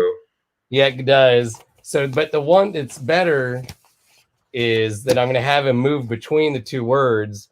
You can kind of see the closet there, like a closet door, and see if that works. I don't know, but then I paid someone real cheap, like $15 to help come up with some like taglines, so I can, let's see. She, wait, how do I open that again? Let's see. No, I don't want that. Dang it. Where'd it? Hey, while you're looking at that, we never got around to our sales or anything like that. That's funny. Well, we can talk sales and other people. I'll show you mine while you're looking for your tagline. Calvin. Yes, Kelly Hustle. Thank you. That's it. Yeah, Kelly Hustle. Because I thought his name was Kelly at first, because I'm like. Yeah, here's 90 days. But I will say, before all this mess hit, eBay was picking up. It's at 48.30, almost $5,000.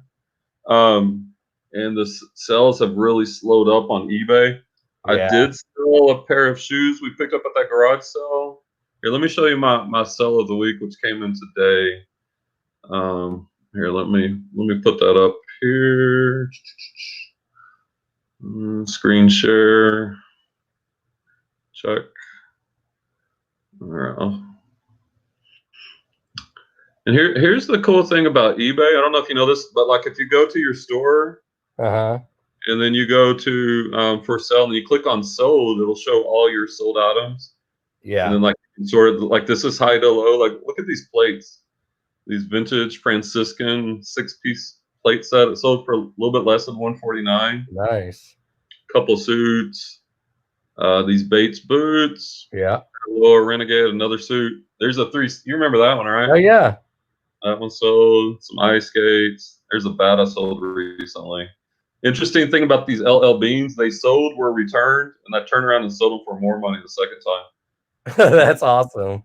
But yeah, these sold today. These Kohan, I picked that up from our contact. Karen. Yeah, I paid 10 for these. They sold for $59.99 plus shipping. So I came out to 40-something profit. Did you hear back from her when you text her? Man, yeah, I did. So this is the thing. Here, let me close that. Because I just said, hey, Brian's gonna text you. We'd like to, just help each other, blah blah blah. And I just didn't hear anything. Yeah, so she shared me her Poshmark closet, and she has some good shoes there, right? Yeah. So I was trying to get a deal comparable to what I got when we went garage selling, but she was wanting more. Yeah. And then we kind of tentatively agreed for like $175 for 10 pair. But this was right when all the stuff was breaking loose. Yeah. And I wasn't I don't know, it was a lot of money to pay for 10 pair of shoes. So yeah. I told her, I'm like, hey, with this stuff going on, because it was the day we had that emergency meeting. I was like, I just can't make it. A week ago. Yeah, she really wanted to sell them, but man, at that price, I calculated they probably could have sold for $600 to $700, but that's a lot of money to tie up in 10 pairs. Yeah, it is.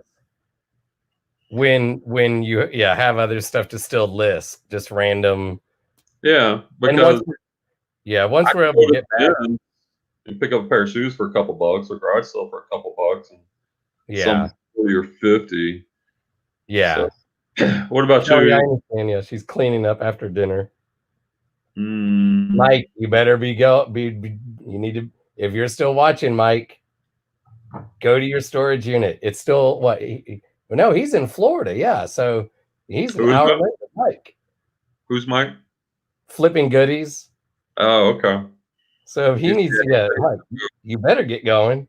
So this week, let's see what I sold. I sold. The trick that Jody taught me, turn down the screen, or I guess I could bring it up, but this North Face shirt, $18.50, that was mine. I probably paid what? I mean, I've had it for years. Who knows what I paid, $60, $70 for a North Face deal, but I had it for $28, and I think that's about what Sellhound suggested. And I sent out a couple of offers, or I got one, and I'm like, sure, $18.50, because the way I look at it, even after fees, it's like $15. It helps on taxes because it'll be a loss, of like $50.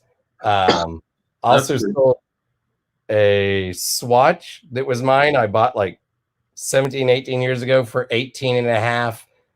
I think both those people, looking at their ratings, they buy a lot and they sell a lot. So fine, they're going to flip it. They know more than me. It's more momentum, more sales. These one-up hydro weights that Angie gave me, 2038, and that's about what they were, going for.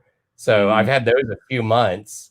Buyer paid $9.34 shipping, and I think I paid like $8 something. So I made $1 something off of it, off the shipping, and $1 off of this swatch watch I put in a small flat rate box, wrapped it, taped it up in a poly bag.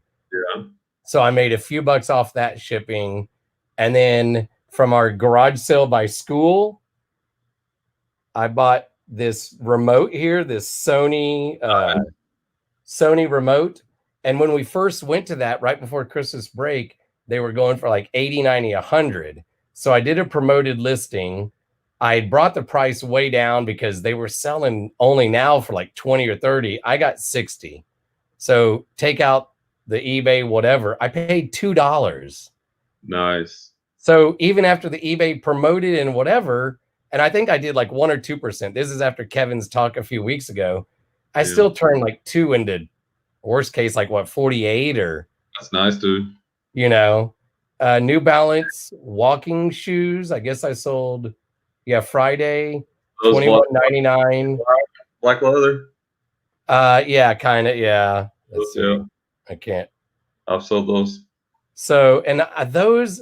See, this is like early on listing. I don't know if I got them at probably the bins when you and I used to get. You taught me about the one by school. So probably that was $7. So maybe I only doubled the money, but I mean, still. Then from Karen, the lady you met, this Star Heritage Collection men's Western Cowboy pearl snap, bought it for 10 from her, sold it for $31.38. So even after whatever, I 2.5 times my money, That's so.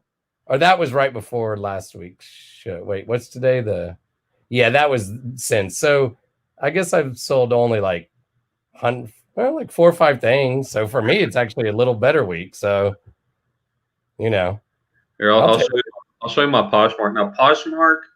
I got to get on that. Yeah. Was rocking and rolling. Wait, hold on. And he is right. You do need to make some more just Posh videos, maybe. Yeah. Yeah, I've been slacking. Hold on. Why is that not? Well, this week it's easy to. Let me see. Yeah, it was rocking and rolling, man, until like 2 days ago. I was killing it. But here, I'll show you kind of what's happening there. So this plate just sold while we were on. Sold for $35. Let me see how much did I pay for it. It's kind of cool. It's this Danbury Your Home plate. I paid A4. Gosh, what did I pay for this? $3 maybe, or 30 cents? I don't even know. Okay. Probably $1 or $2. Looks like my record keeping's off there. And then today I sold another these Nikes from the Nike unit. Those Dickies. These sold today. These were from a unit. Look at that crisp white background, by the way. Hey, is that the unit we got together? When we took all the pictures? I think so. Yeah, I think at so. Your house over break? Yeah, I think so. They sold for 13. That's not much, but those cost nothing. And I realized when I started sorting stuff, I forgot I went home after there's like 5 days of taking pictures and sending it on with we divided up the last crap, remember? And we took a few pictures of jeans. I have so many jeans, several hats and shoes, and the hats and shoes I'll list.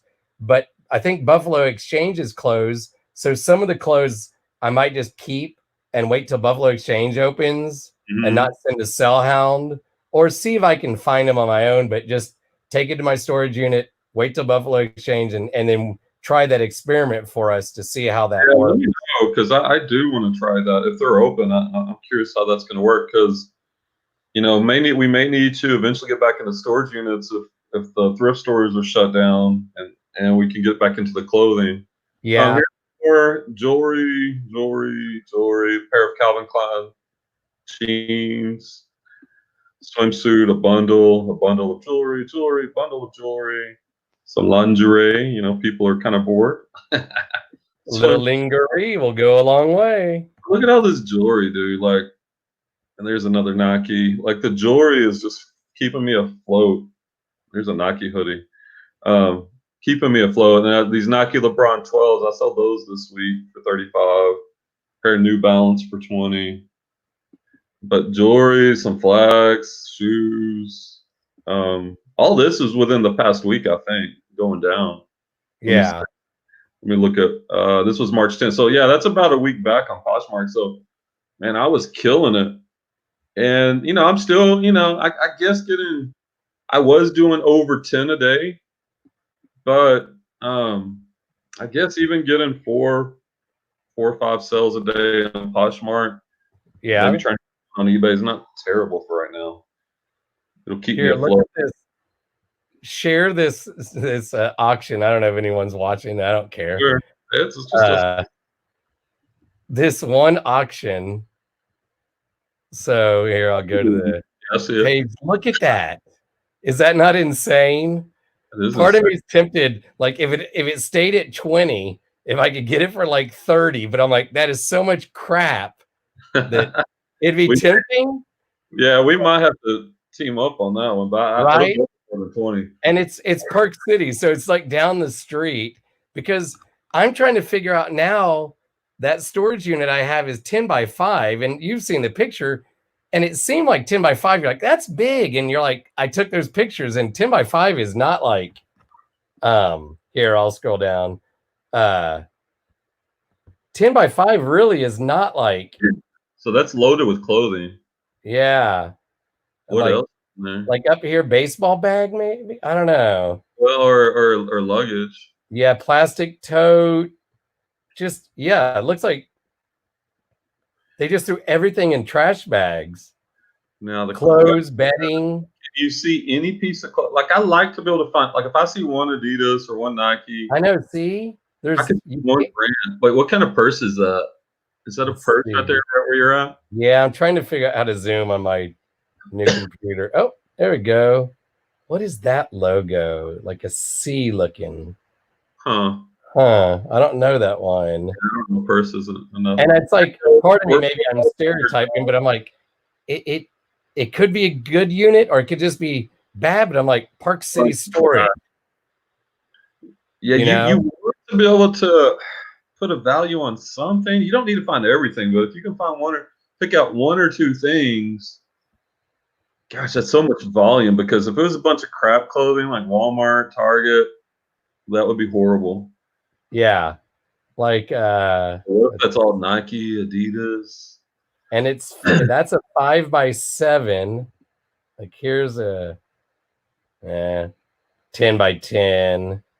Yeah, with not much. What is in this one? Let's take a look. And this is fun too. Just take an hour right? Auctions. A London sign, like a little rolling storage. They're doing caravan auctions later in the week, like the in-person ones, but I just don't feel safe doing that right now. No. Yeah, not because because like at some point I'm like my dad, I think I talked to him yesterday and he went back to his doctor. So his cold and crap is clearing up or whatever. And my cold sinusitis is what I actually ended up having, It did start as allergies and then got worse, but it's like I need to go around him some, so he has someone to hang out with. I got allergy. Yeah, so doing the online yeah, because then you don't want to meet in person in the office. You just pay her. What now? Yeah, because if you buy an online one, you just pay the lady in the office. Keep 6 feet away. Like throw your money at her and put your mask on. Yeah, when I sold Miss Hamilton, even today at Kinko's, we kind of talked like close away and then a little, and probably for like 10 minutes. And at first, she was like standing further back or whatever, and it was just funny. And I get it though. There's a mattress. And it's just interesting, talking to her since she and Jeff are roommates, and you talked to Jeff and about all the meetings, and she had good insight. She was like how you and I are like, they can't expect a whole lot right now from, these kids who have so much stress. And because I am worried that here's maybe a decent, I don't know, it's nicely organized. Yeah. Let's take a look at that one. Can you scroll in a little bit? Looks like, is that construction stuff? You got a car seat, little kid bike. Yeah, like some tools, roofing. I'll scroll back up to this. Got a table. You got some bins there. I wonder what are in those. What is that? Yeah. On the left. I guess that's like cabinet, microwave. That could be. I'm afraid some teachers at all schools are just going to bombard kids, like the ones at school who violate the whole, hey, we have them on block schedule where we know we're not supposed to give much homework, but we give like an hour every night. It ain't going to matter. They're not going to hold those grades against them. She said that too. Yeah. Let's see what else. Let's scroll up. because I get this is Locker Fox, so now Yeah, I that's get. where I found, and I probably should have bought it. They had one, and it had like 10, 15 pairs of Jordans and Adidas in the box, but the pictures were horrible. Like the person taking the pictures, they had Yeah. a filter on it, and I was like, oh, I can't quite tell. I think it would have been a good unit. It got up to like 180. And I was like, well, because my goal right now is to pay off debt and Yeah. keep it tight, but that might have been a good unit to pop on. Got some bikes, right? Yeah, a bike, and what is I don't know. Let's see.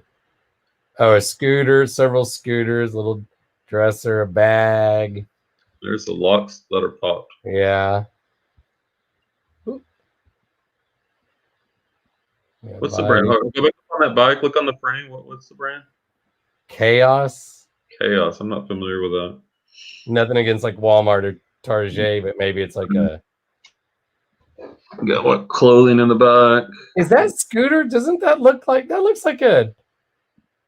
Oh, like an elliptical kind of thing?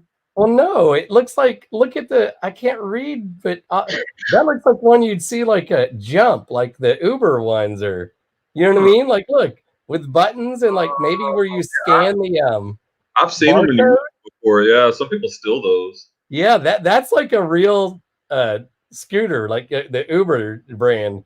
Oh yeah, look, available Uber. Oh my God. Yeah, so if that's stolen, there's probably more stolen stuff in there too. It's like your Nike unit. Yeah. Hey, I didn't know that. That's hilarious. That's funny. That Nike unit's been so good to me, and like I just kind of got away from the units after that. Well, I meant to make the joke earlier and say, well, he's got a switch to keep Claudia on her toes. He's got one strategy. I can't stick with one strategy. I think my love of shoes. I just had to get back to shoes for a while, but and I'm going to start watching Renzi. Yeah, because I saw some notification. They are just killing it with just shoes. I don't have to like shoes at all, but if I can make money, leave shoes alone. DFW. Because like I'm more excited. Also, once I found that lady's link you sent me that Callie then copied, and I'm going to copy the shoe wall, and I'm going to use it to store clothes. Like, be like, oh, that'll clear up my brain. It helps me organize. Like, it'll make it to take it out of one shoebox where it's just organized. Boom, fold another box, drop it in. And one thing I've started doing, and it might be overkill, but like putting some of the shoes in a poly bag and sealing it, just in case the box gets rained on, or I don't know, just trying to be the nice seller. And even something else the other day. Oh, there's like water, the hydro weights. I just put 2 poly bags, tape, put it in another box. I don't know. I just, with all the rain, I'm like, I don't know. I just don't, I don't want their purchase to get ruined. Yeah. Let's go back to this one. So they've got. And that's what kills me right now. I want to be sourcing shoes like this whole week. I was going to the bins every day. I was going to the thrift store. I was going to source about 4 hours a day. Killing it on shoes, dude. And I would have done some even though I don't need to, just to when we thought let's get ahead. Stroller, walker. See, and just the thought of digging through that unit with all that trash right now, like it just doesn't sound fun. I mean, I would still buy a unit, it just have to be a good unit, or would have to make sense. Yeah, it needs to be like neatly. Look at 10 by 25. Oh my God, that would be a monster. Click on that one. That one's in Glen Heights. Either one of them. Yeah, click on that. The 510 first, because I'm really curious. And again, if anyone's watching, if y'all want to pop on. Yeah, if you want to join us, we'll put the link out there. We can talk whatever y'all want to talk. Okay, let's see here. Top 10. That's in Glen Heights. That's close. Yeah, so for those watching, this is south of me and close to the Brian. It's like between us, I guess. You got boxes, you got totes. They're neatly stacked. Let me try to zoom. What kind of shoes are those? Those look like some dress shoes. Yeah. Hey, what are they on top? KWAV718T. Here, let me look that model number up. Is it an iron or I can't? KW, and that's what I'll do sometimes. I'll just look up AV71BT, I think. KW-AV71, either B or 8T, one of the two. I think B. Try that. Are you looking up on your phone? I can, yeah. Or you want me to? I'll look it up real quick. Just on eBay, yeah. I'll do it too, just because. KW dash King William. Adam. I'll try B. Yeah. I'll try 8 then. Okay. Yeah, it didn't come up. Furnace. Touchscreen.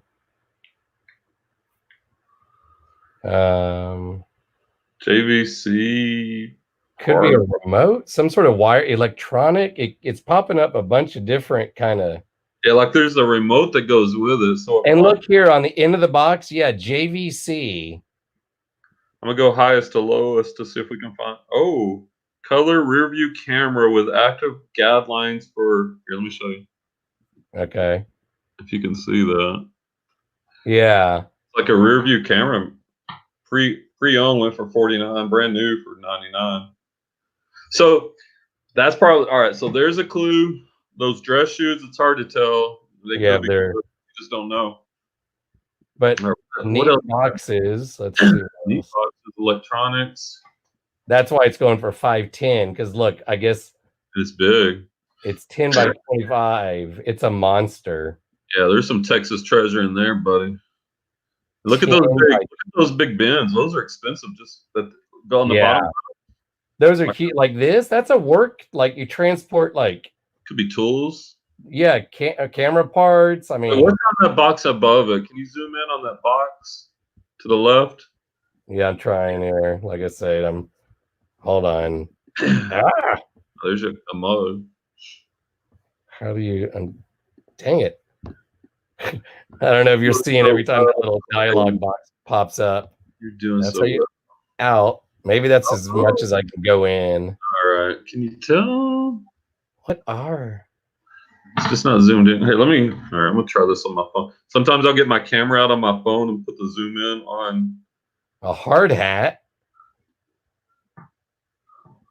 So yeah, you're gonna have tools in there. You're gonna have construction stuff. Look how many boxes and tubs. That's why it's neatly stacked in rows. It's not just all thrown in there. So someone like a VCR or DVD player. Oh, look at it! Look at it in the back. Man, jeez. Yeah, I see why it's going for so much. That's huge. You need so much room to process it. Yeah, I'd have to rent a storage unit. Which, if I found the right unit, I would. You'd have to rent a big old, yeah. Yeah, you'd have to rent one of those box U-Haul trucks. Yeah, to just get it all. Like, yeah, I'm good. Like how we're doing in Crocker's Lockers and. What are they doing? Are Crocker's Lockers doing the smaller units mostly? Yeah, it looks like. Yeah. Oh, I watched their video the other day, and they came across like all these Jordans and stuff the other day or whatever. The unit I didn't buy? Damn it. I don't know. I'm gonna let's see. I passed up on a unit with some Jordans in it. Yeah. It was crazy. They just kept opening. Oh yeah, like here I'm kind of watching on my phone and some all-star game jacket from like years ago or whatever. And that's the beauty of the storage unit is that you could actually find those things that you're not even going to find in a thrift store. That it's just pure treasure. Yeah. And now that my aunt needs clothing, I could unload the lower ends. Oh yeah, maybe I try her if Buffalo Exchange is closed for a long time, and we can't try that experiment. I give her some of this stuff in this bag, Let's see what this one. See, now I wish there was a unit that was like 2 days away, Yeah, I usually don't go more. I mean, now we're just killing time, but I usually don't go more than a day or two out because, you just want to look at what's ending that day, to be honest. Right. Yeah. The day or two. Yeah. I've gotten some that are well, now I lost this. I was watching this on your phone. Your phone. I'm tired. My phone. Let's see. What are these others? Because you showed us which website, what is it? Treasure. Here, I'll pull it up. Yeah. I've gone to that, and I don't know if I created an account. That's another thing I wrote down for tomorrow. I got to keep creating a better password list. You have to keep joining so many sites. Yeah, Sale or apps, and it can be overwhelming. No, not unsubscribe. Yeah, storagetreasures.com is one of the bigger that's it. And does that like take all these other sites? And no, it's just one of the bigger ones. And there's like Bid 13 is another one. Like this 10 by 10. Let's look at this one. It's up to 320. But man, that's a lot of stuff. Oh my God. That's a lot of stuff. Oh, jeez. Too much stuff. But see, these ladders are $800. Yeah. So you probably get 30 or 40 a piece locally. If you're getting a unit like that, you almost need double the space to go through it. Yeah, you really do. And look at all these boxes that are stacked up. Oh my God. You're just looking for clues. So it looks like, what is that? A microwave. Oh, what are these? Pair of boots. Can't really tell the brand. Handcrafted in Mexico. So you probably got some boots. You know, I love my cowboy boots. Yeah. What's that? Can't tell. This has got a lot of stuff, man. That's a 10 by 10. Yeah. This one's a mesquite. I think I looked at these earlier. But here, let me show you something. So you could also kind of work in the keyword search, right? So, you know, I'm a shoe man. So if I type in shoes, let's pull up some that have shoes in them. And like this one's in Arlington. All right, let's take a look at 10 by 10. I don't know what kind of shoes those are. You got a dresser, Patron, teddy bear.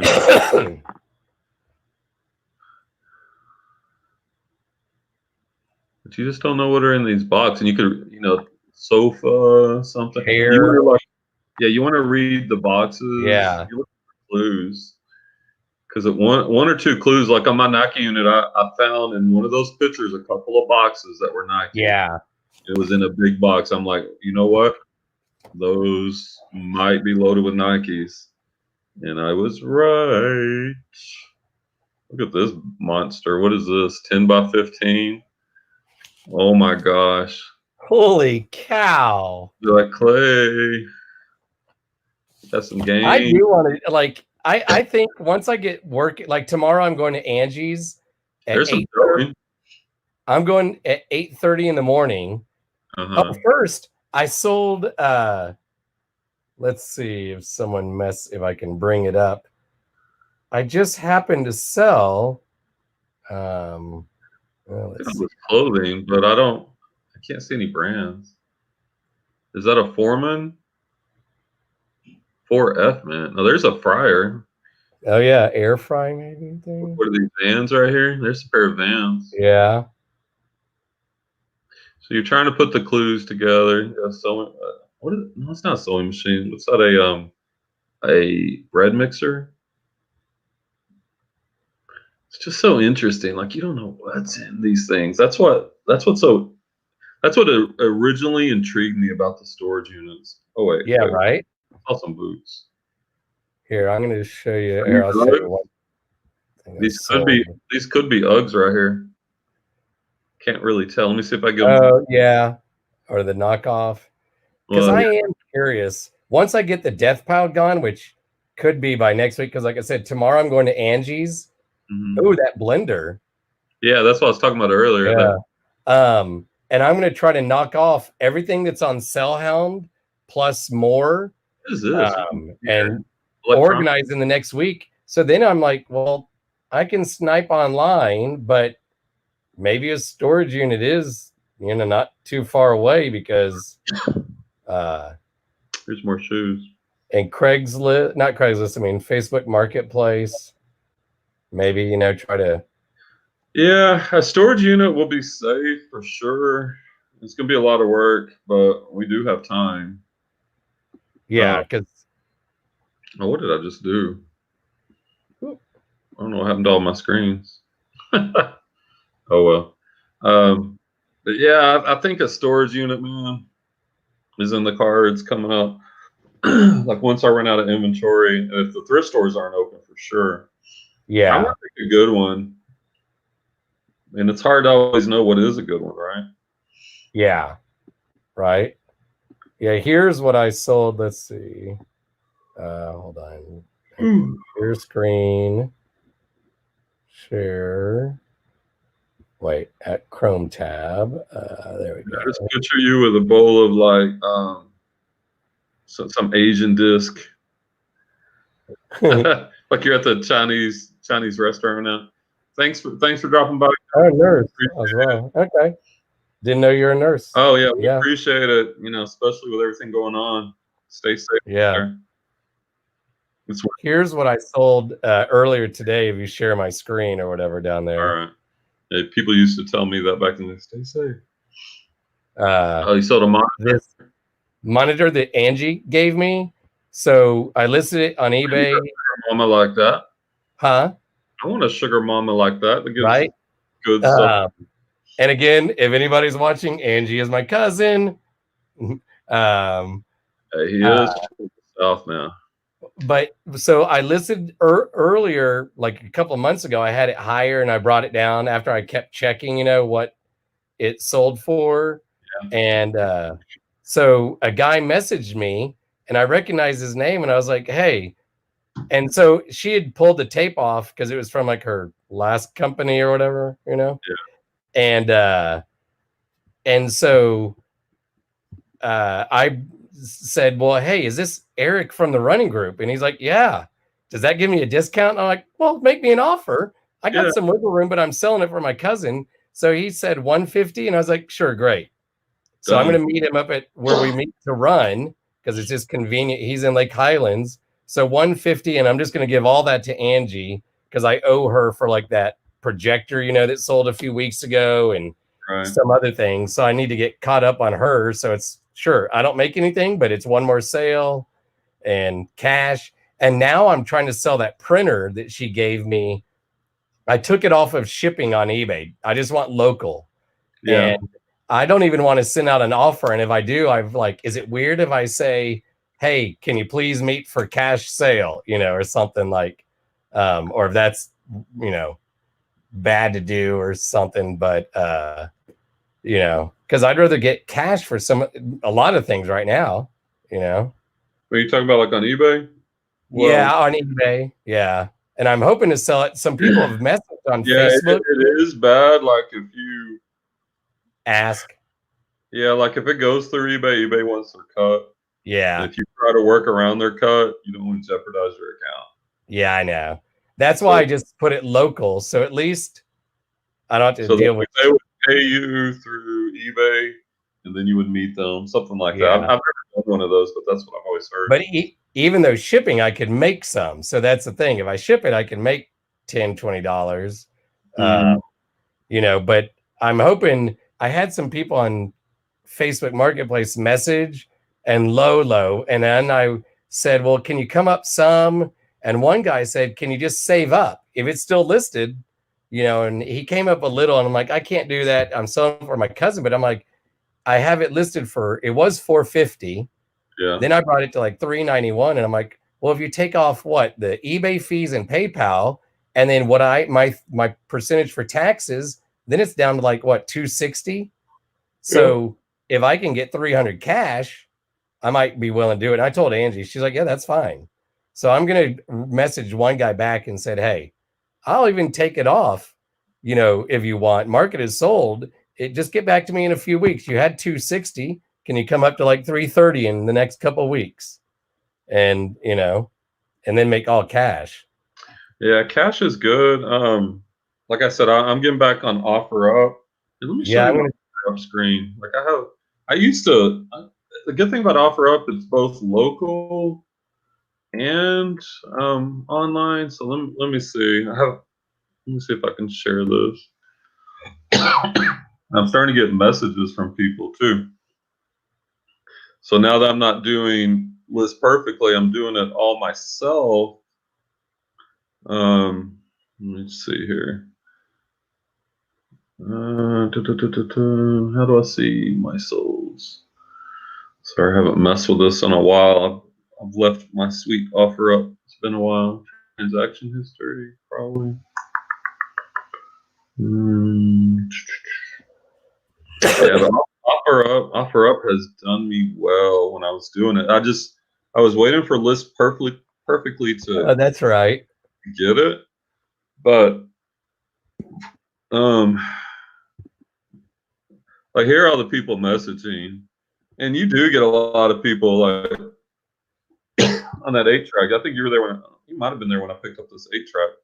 Oh, from the guy at his house? Oh no, that one. Yeah, is it available? You Yeah. showed me? Yeah, I can't remember now. Then they just ghost. But I like Kevin was getting upset with that. Like I just it's just kind of part of it, you know? Yeah. It only takes a second. And I guess more on the local ones too. And I'm learning, that like here are the things I have listed. that's a lot, yeah. Gosh, where do I see my sales at? My account. Yeah, isn't it? Because that's why I've only sold one thing ever, but Selling. my first thing ever, I think, was on OfferUp actually. Yeah, OfferUp does. I used to kill it, and I kept getting messages even though I quit listing for months and months. And okay, here's some sold, right? Some watercolors. Pick these up at an estate sale. This Marantz dual cassette. Oh, that you were with me. I think you were with me. I picked this up. Yeah, that sounds familiar.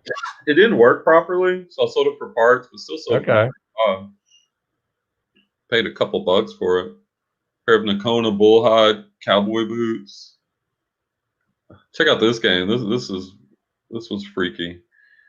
This vintage 1983 nuclear war card game. Oh my god. Bought for it at a garage sale, sold for 30. Hey, that's a good flip.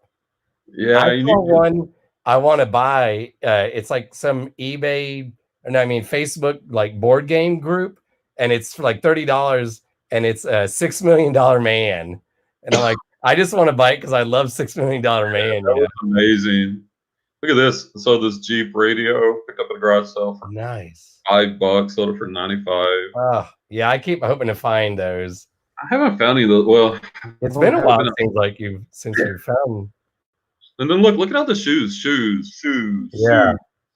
Here's another car radio. That's what got me looking. Dang. Dodge Durango. See, that does make me wonder if we should like I said, $650 at a thrift store. Go to the pick you apart place, and see if we could take it out. Or like I said, need to learn how to take the radios out and and just hit up and just research each car, look it up. Or get Carissa's husband to go the first time, and have him just pop them out for us, show us, pay him 1% the first time, because he'd have fun getting to be, like mechanically inclined guy. I thought that same thought. I think that is a good idea. Look at this Pioneer. I'll write that on my crazy list here. Paid $1, sold for 55. I'll text him tomorrow. Jacob would probably be like, dude, you don't have to do anything because when I'm on my off days, the kids are here all the time. And as much as he loves his kids, they're not young, old like yours. Mason is what is she, 8, and Lucas is 4. So they're busy all the time trying to entertain them. Right. Disney cap I picked up for $1. Some basketball cards, brand new, sealed 1990 season. DVR, boots, shoes, a vintage. Picked this up at a thrift store. This sold for 40. Look at this. It's a vintage Fox Honey Dog tray. Yeah, that's cool. I paid $5 for it. This sold for 40. I mean, but you see the variety of stuff that sells on OfferUp. And I haven't listed any of this stuff in a long time. Some vintage, those green glasses. Yeah. I was selling flags on there, a game, shoes. Look at these sweet ass boots right here. 125, dude. We sold for 125. These. When was that? Does it get the date? It's been a while. I don't know when it was. I wonder if that's when you used to text me before I was listing, and I'd be like, "Motherfucker!" Yeah. And you'd be sending all those killing things. They're like going, "How is this happening?"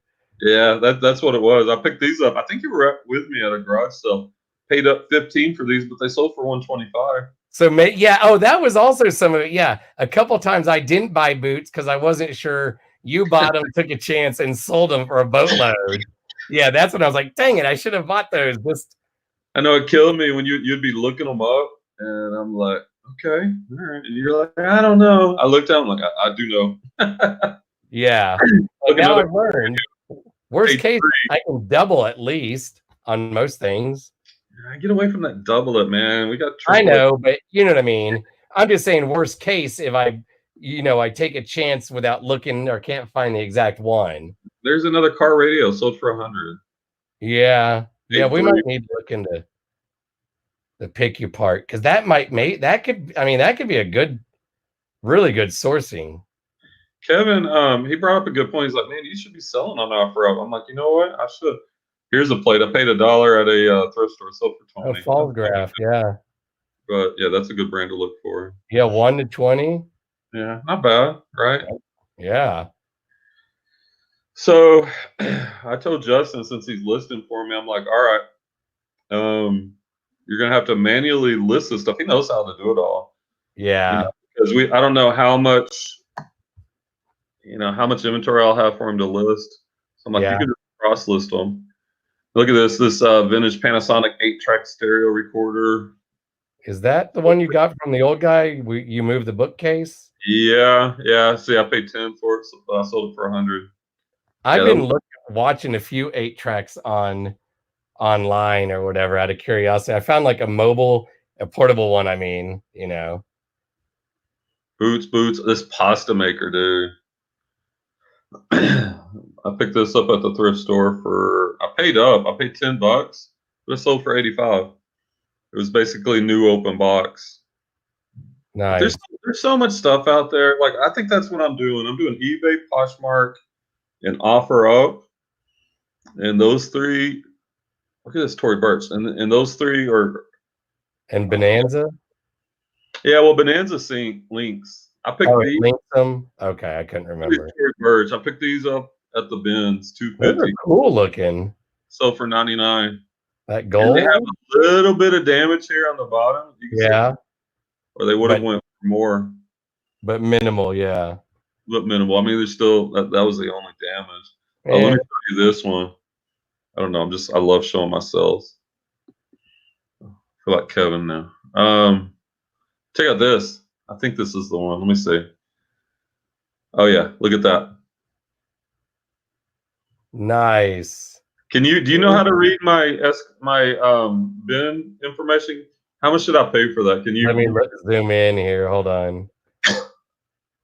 This is one of my all-time flips. An A15, and you paid either 5 or 50 cents. 50 cents. So it's the point. Like, what's the zero? No dollars. No dollars. So 0, 5, 0, 50. So this 0.5 is $5.50. I couldn't read. Yeah, if there's a point or not. Yeah. Brand new. Holy crap! Sony sealed in box SRF M37W Walkman. $200. God. 50 into 200. That's one of my best flips ever, dude. What? I can't do that math. I mean, because 1 to 200 would be 200 to 1, so multiply 400 to 1. 400. if you do the percentage on that, God, Yeah. Hey kids, do the math. I mean, look at this. I've got 236 ratings, 5 Yeah. stars. Yeah. Why am I not listing on here? What is wrong with me, Clay? What? Because there's so many different places we can list. That's the problem. But look at these sales. I mean, these are some of my bigger ticket items. And Yeah. I don't know how their algorithm works. But I've sold so many big things. I think I almost get preferential boosting. Oh, you remember this one. Oh, you'll remember this one too. Yeah, oh God, yes. Oh, that killed. Yeah. $275. I paid $9. I remember I negotiated down on this one. I can picture that yard. I don't remember where, but I know it was. That's where I got the Bugs Bunny. There's on the left. Yeah, that's the United States Marine Corps official recon Marpat rucksack. $275, dude. And I also sold that Disney. They had like an old collectible Disney movie poster. Yeah. I picked up a couple of good things at that. Oh, was that the giant Disney poster? Yeah, that was framed. Yeah, that was early summer, I think. I feel like. So many, man, just so many like this ski board. You sell, it's almost like eBay. So it's 75. Yeah. This was a local flip. I picked it up in the thrift store for I think 10. Local cash deal. Cash deals are great when there's no corona, of course. Yeah. So offer up, man. I gotta get back. I gotta get it going. I gotta get going. And I need to start looking at some of offer up and the local stuff and do the flip. I'm still scrolling a little right now. I went back and looked at a couple more units on Locker Fox or whatever when you between your clicking. Oh, those are nice. The Casey 450. I did take an offer. I don't think I actually did 450. I don't know why it's on 450. Actually, I think yeah, but it was several hundred. Paid $325. These were, I think, at the bins. Wow. Basically like $4 or something, you know. Yeah. So offer up. I'm all about offer up now. Look at all these boots, man. There's so many shoes that sell on here. Yeah. Also for $89. Paid $15. Paid up at a garage sale. It was a tough negotiation. Like the guy wanted $30. Yeah, that looks familiar. I'm trying to think of. And I was able to get him down to 15. But I knew like the sell-through rate on those were amazing. Yeah. Show and tell on your sales. But look at that. So good. Shoes, all the shoes. Bats. This Louisville Slugger, I think, went for good money if I remember correctly. Yeah, this sold for $175. Picked up for $6 at a garage. So it would have went for even more, but there's a couple scratches right here. Yeah. Without the scratches, it's like a $225, $250 bat. Garage sale for $6. Man, this makes me want to list more. I did list a couple things today, and I know Justin listed. Tomorrow I'm going to try to do those electronics that I picked up. Yeah. Yeah, I should get like 50 listings, the crap I have on Sellhound, you know. And then I got to still get to the crap that like there's DVDs I bought that day. They're in boxes, not packed up, but I found boxes. So they're just all sitting in the light box, ready to like click, you know, find the similar, sell similar pictures, box it. And then next week, maybe I move get this. Oh yeah. Earlier I was saying, how big do I go on the storage unit? You know, I was going to jump up to like the 10 by 20 because it's not super expensive, but what if we can't source for a long time? Do I just go from the 10 by 5 to 10 by 10? But if it's only like $2 more, yeah, if you're going to go up, go big, so you don't have to move again. That's what Mike Flipping Goodies said. He jumped twice. Go 10 by 20 at least, dude. Because right now I'm at 28, which is not bad at all. You know. Here's the last one I want to show you. Huh? You remember this one? Take a look at it. Don't cry. Oh I remember yeah. Where very was clear. that? The garage sale. The You sale. look, you looked at those boots for like 10 minutes.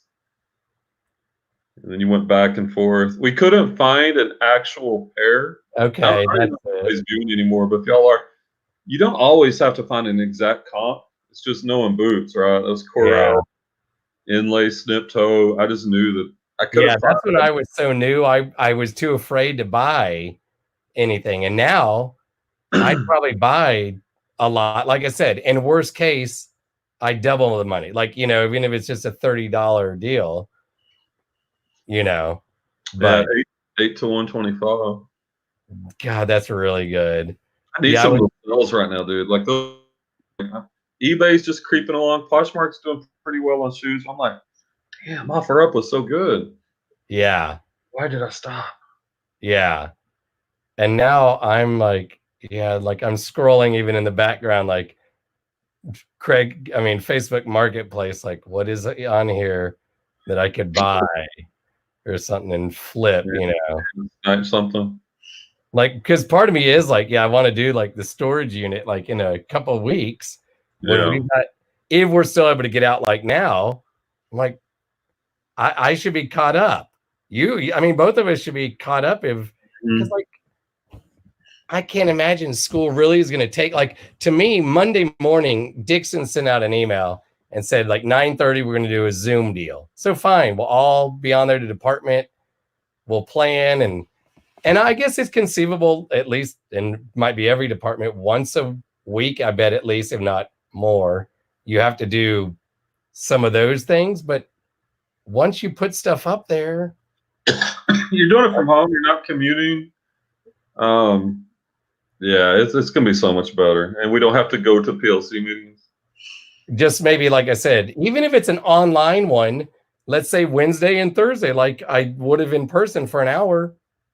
Okay, I don't mind texting or doing a Zoom with Kathy and Jackie and Joe to plan, you know, because if we need to, because we're probably using different stuff than what we, you know, maybe would have.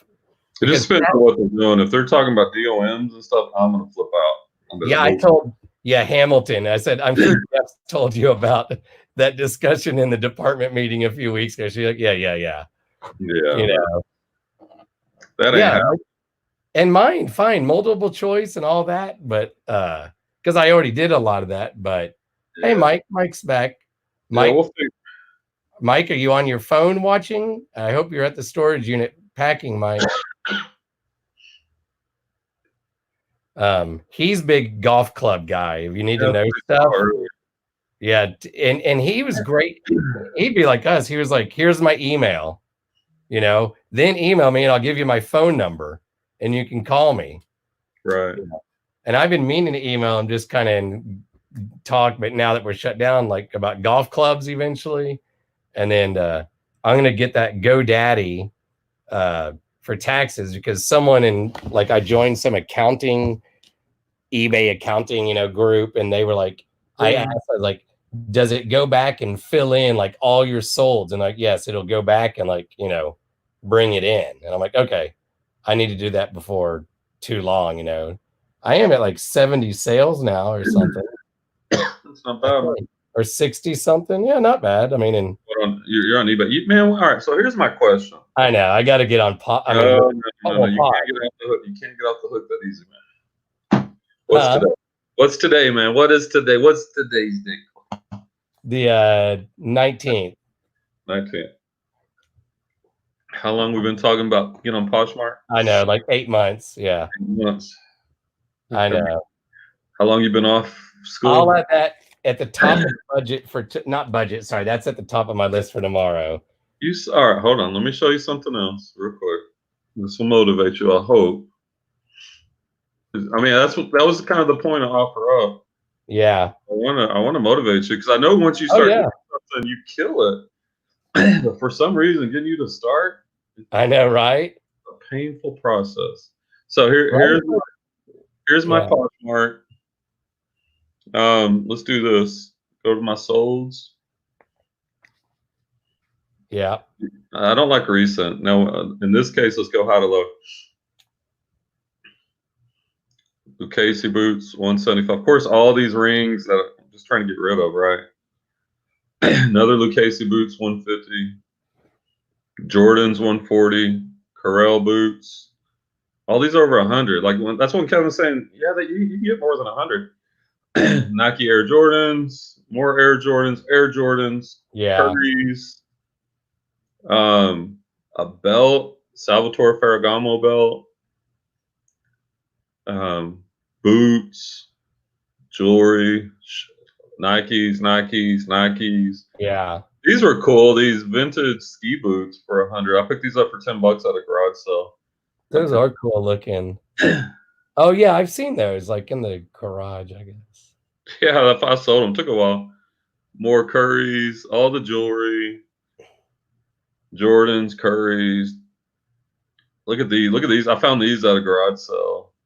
I think I paid $10. These are 2008 Valentine's Day edition. Pink and gold, yeah. Yeah, Air Force Ones. These sold for 100. These, I mean, they pop out. I was like, I had to get those. Yeah, they're cool.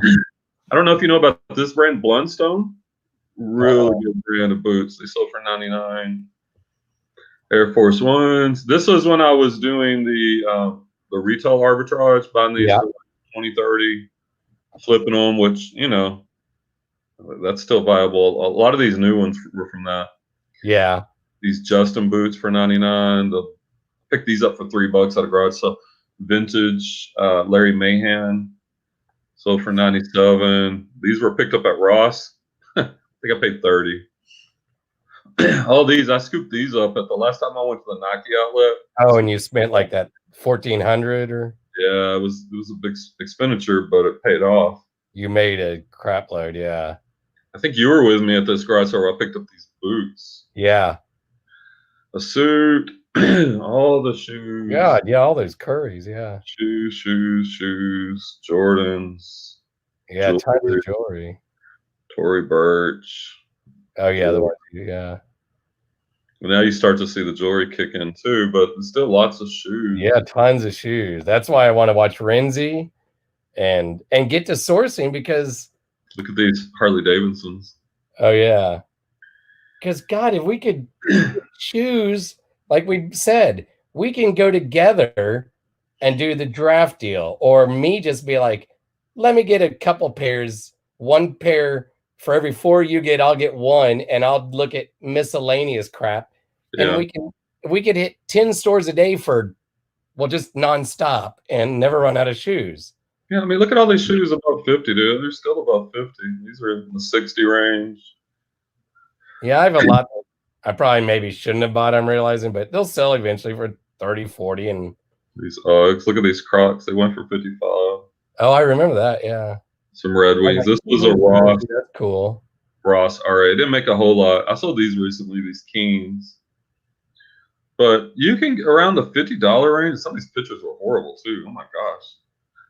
So much better now. Brooks. Right. I mean, between Poshmark, eBay, OfferUp, these were cool. These Converse. Oh yeah. That looks like something Danielle would wear. Exactly. Yeah, exactly. Right? All right. Merrill, Lucky Brand. I distracted your brain there for a second. Yeah. Sorry for the couple of watchers. You're like, what? Why are you looking when you said that name? Don't worry about it. I'm gonna keep talking over you. Timber. These are all in the $50 range. There's so many, dude. And then the jewelry kicks in. What? Scroll back up. What were those rings above? Oh, like Astros. Oh yeah. And then like wedding looking. Yeah, I sell a ton of these. Now these are like, I feel like 19 each. It's a little high. By the time they take their cut, I make a little bit, but the ROI is not what I like. What do you sell them for? These are 50. I've sold them up to like 85 or 90. Okay. Most of them in the 40 to 50 range. So yeah, is that some of the most expensive stuff you've ever bought, probably? Yeah, besides the Nike flips. Yeah, but jewelry wise, yeah, from your source. And just I almost said it, and then I was like, "Don't say it." There's a pair of boots, and pair of jeans. I was like, "Going, we're a boot." So many boots. Now I'm starting to feel like we're on break, and it's just never going to end. That's why Monday I'm going to be like, what is this meeting? Look at all these rings, too. God, yeah. I mean, it's like I knew it, but yeah. I'm trying to just get rid of them. I've got rid of quite a bit of them. There's a North Face jacket. I picked this up on Poshmark for 15. I did some RA and I flipped it. So let me show you that. I don't know if you know how to, like on Poshmark, you can do it too, right? So I don't know. Let's just say we're looking at boots. Let's just say boots.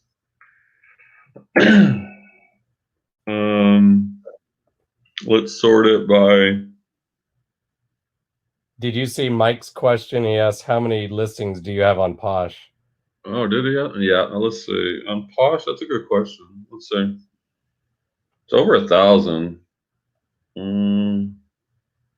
My VA is actually sharing my closet right now. I can tell. Oh, really? Yeah, because that's not normally what's up top. So on Poshmark, internet slow. Come on, hamsters, turn.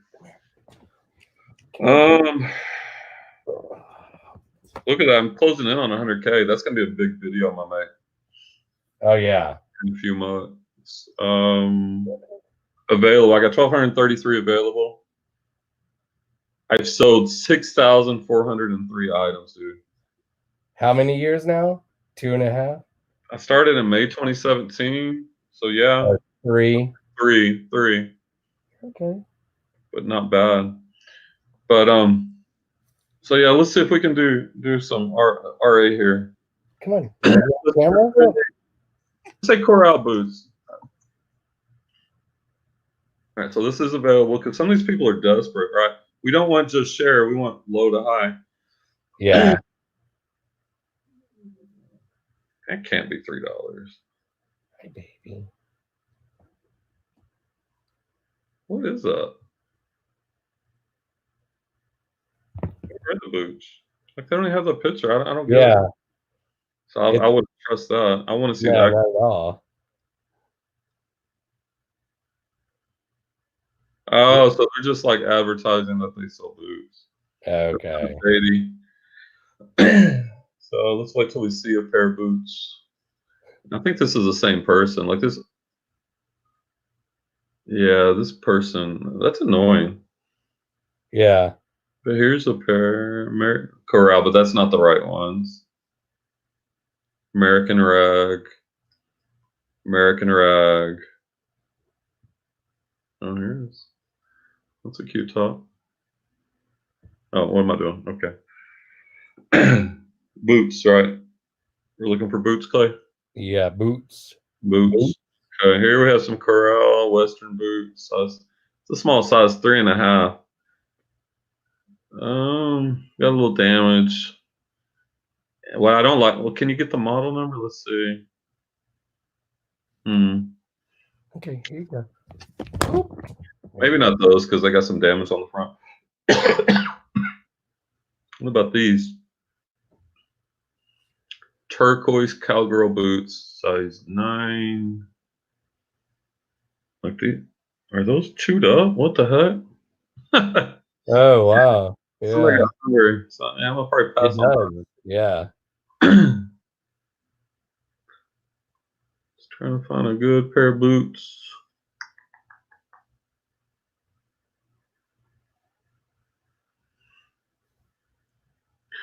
And they have them listed for this amount. So it'd be nice to know. Let's just look up brown leather.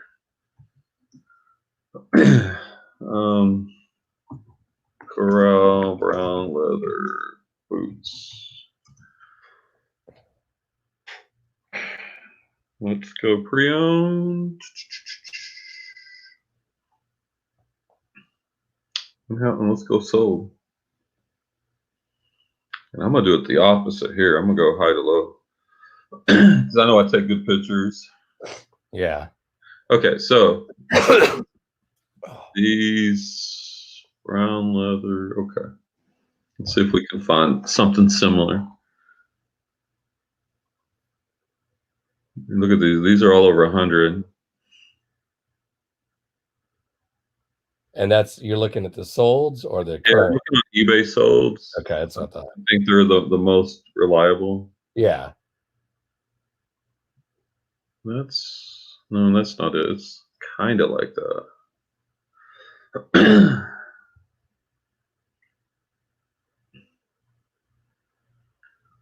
Still over 100, but I haven't found. Seems like that pair is more of a basic pair. Yeah.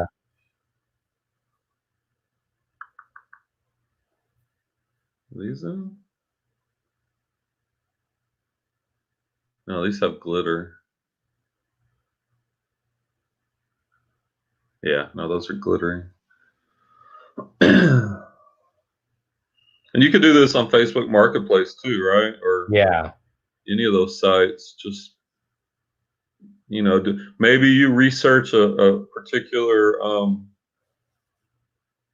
Those aren't them, are they? No. You research a particular brand or niche, and then you kind of figure out what stuff is worth. And then you go over there. Let's see if you can make a deal.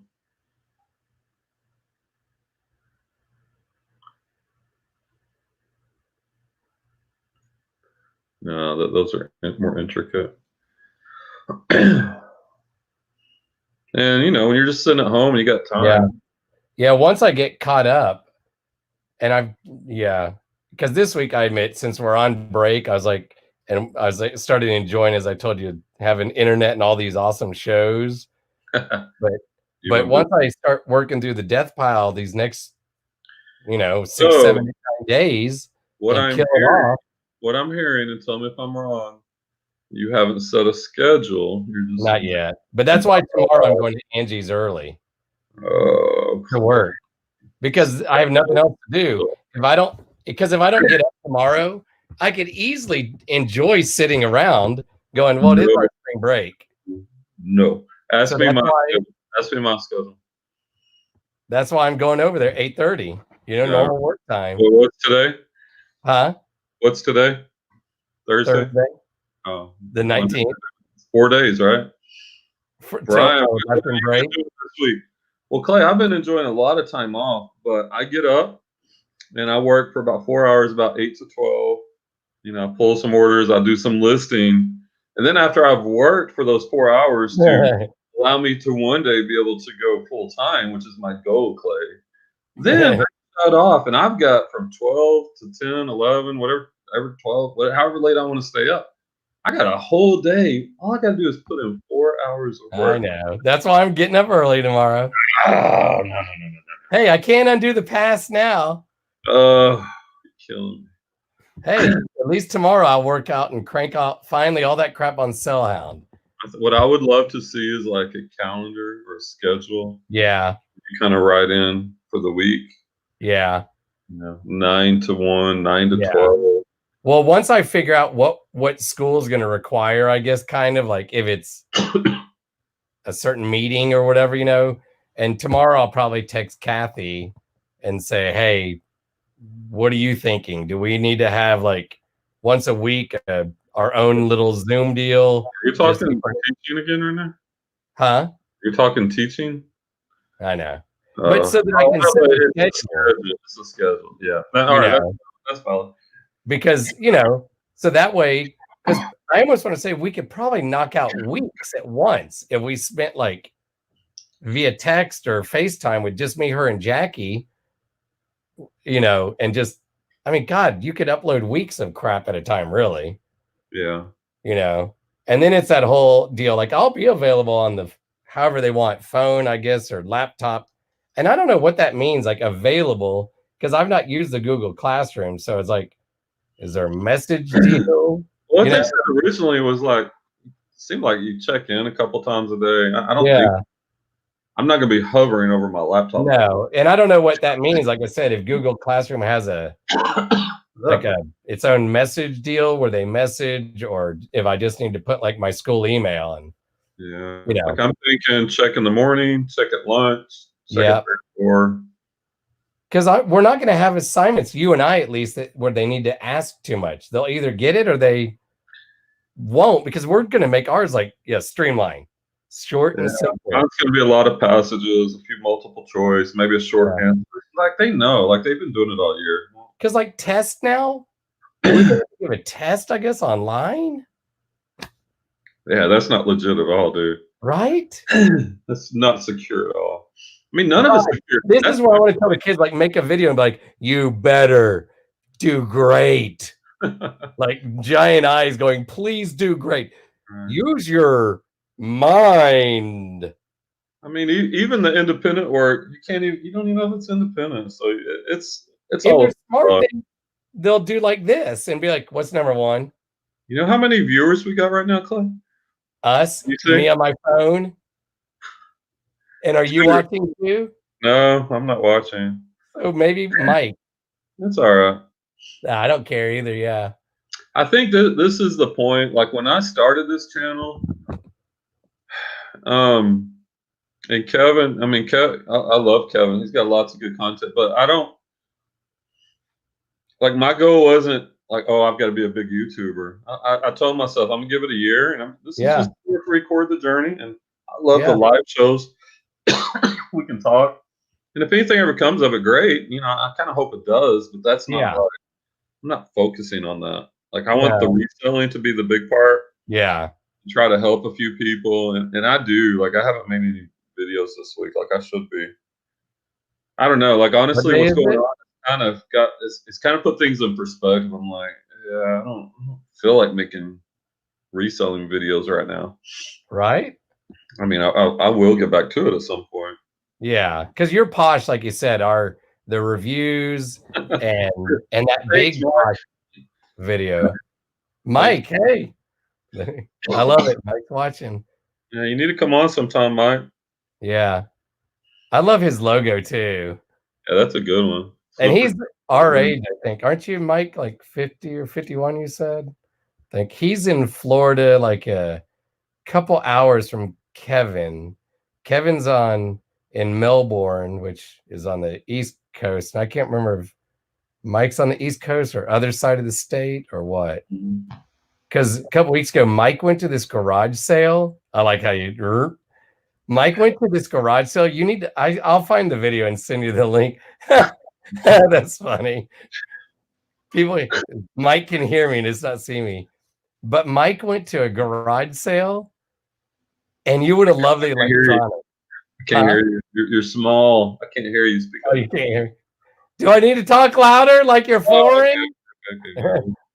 But Mike went to this garage sale, and he bought all these receivers. Like it was it was an estate sale. I could swear, right, Mike, that it was run by the guy.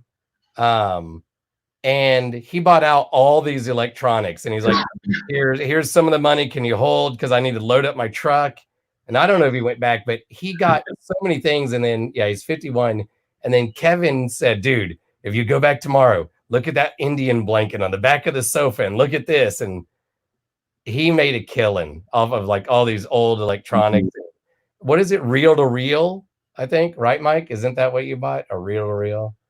My thing was, once I saw a content provider 5 months ago offering paid info calls, but does not sell a damn thing. That's when he started. I like that. Yeah.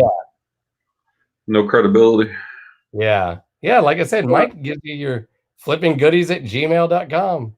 I mean, I'm not the best reseller out there, but that's what kills me. And like the guy Kevin's always talking about, we're better than him, but he's got 50,000 subscribers and people every word. I'm like, dude, I outsell you. And like I said, I'm not even the greatest. I'm not near the greatest, but that's Kevin was alluding to that earlier. It's not necessarily how good you are. Yeah, right. There's other factors, being able to edit, and who knows what the intangibles are. But I love the group that we have.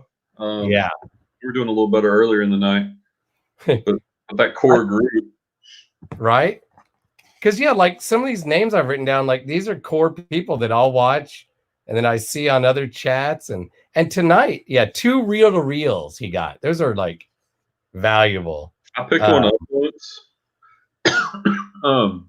is when I was doing the what was it, the antique booth, and I had it in the antique booth, and the antique booth was a dud.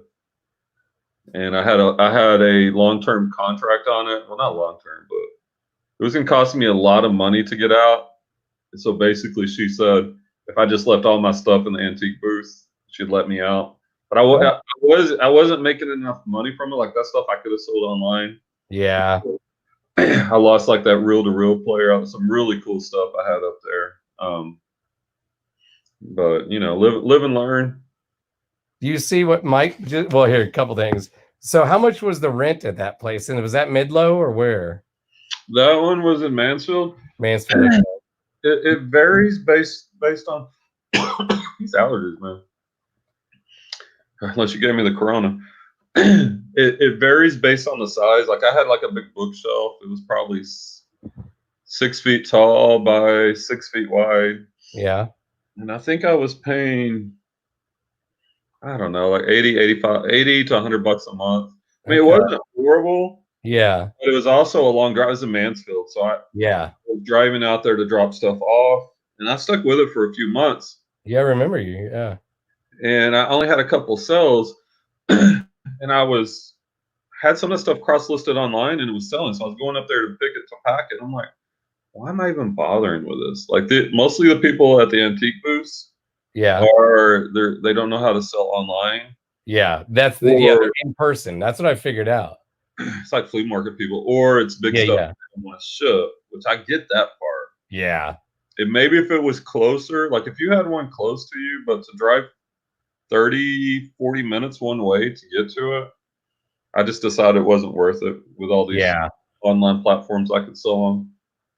I did let some good stuff go, like that reel-to-reel he was talking about. Okay. Yeah, look at his next. So one for $399, and so he got the 9 receivers and 3 turntables for $550. And then he sold one already for $399. At an estate sale. So he's almost made it back, or whatever.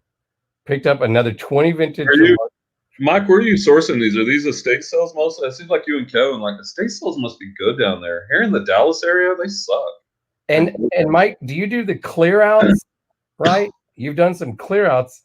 And how do you just need to get to know the people? Because that's part of why I'm getting the logo and the business cards to hit some estate sales and try to meet people. And I keep seeing in other chats, clear outs, like when it's all done. And Mike earlier said something more of those with businesses closing down if you got the capital right now. Yeah, Mike early in the thread said something about like someone called him and they had like nobody come by and they were like, "Do you want to buy us out today?"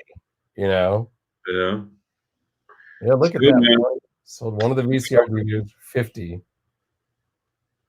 Estate sales in Facebook Market. I actually put a list of the golf clubs. I think that on both of those. Like I put an ad on Craigslist. Like I buy electronics, especially old electronics. You want to get rid of them, blah, blah, blah. Man, I had 10, 20 people message me. They were all wanting like retail pricing. And so I must have been doing something wrong. But I don't know. I just haven't had any luck at estate sales up here. So, Mike, when you go to the estate sale and you buy the room, like obviously, so like at that estate sale, I remember there were comic books. You also got in some different things. Do you just kind of get the total and then go to them, right? Like you did in that video and say, what about for all of this?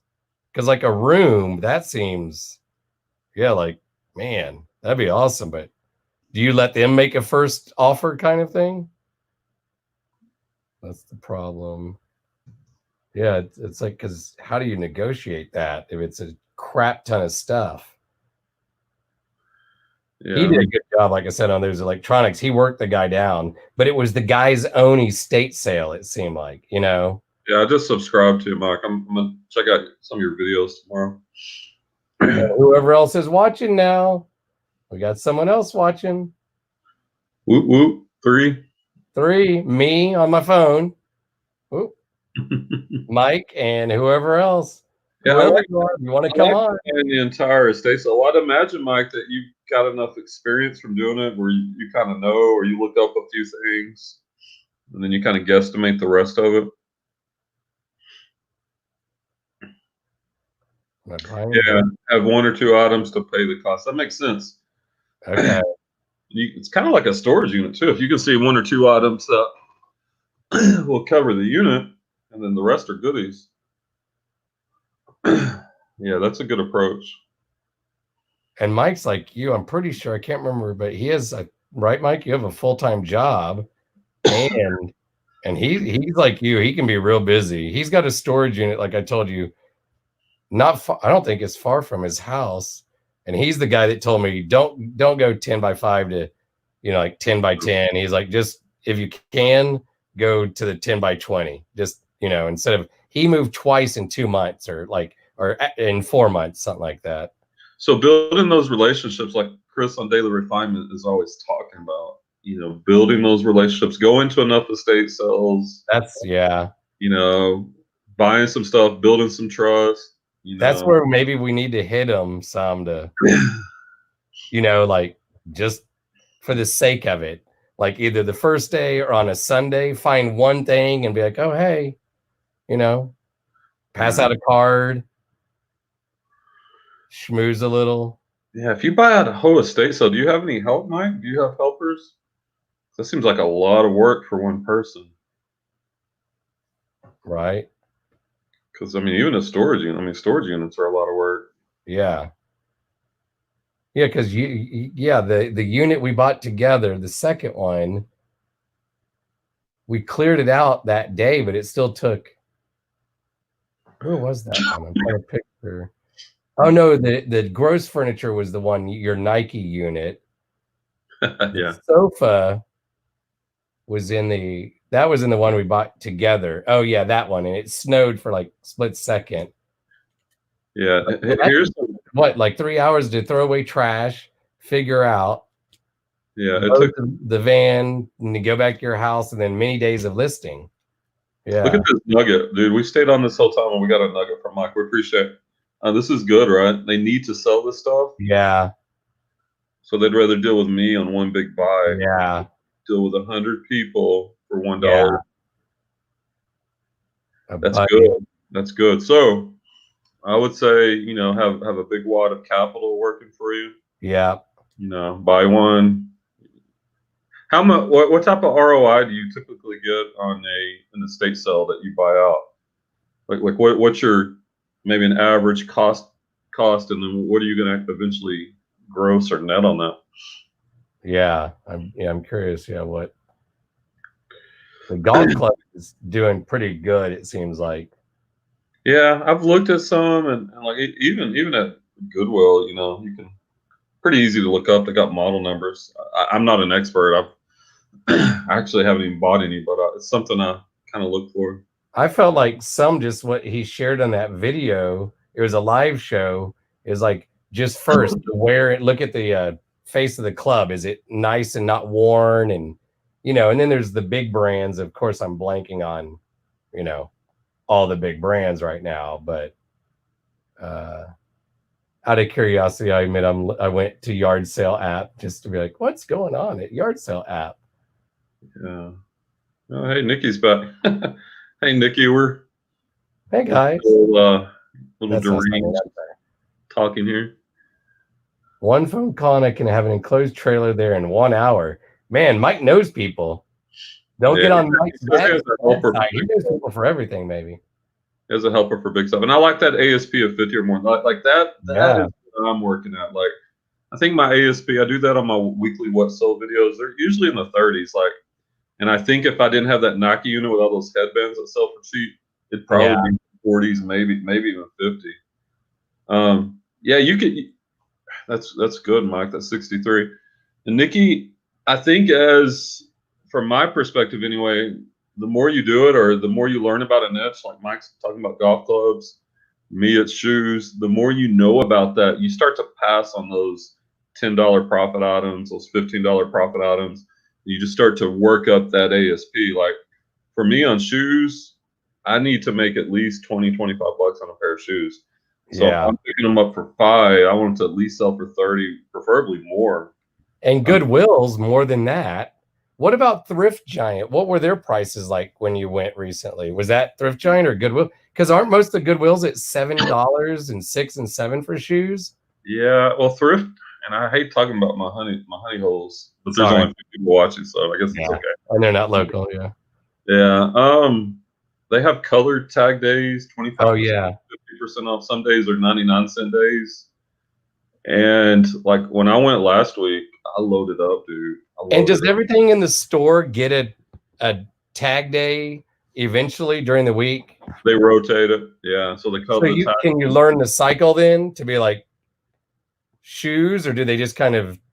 It's for everything.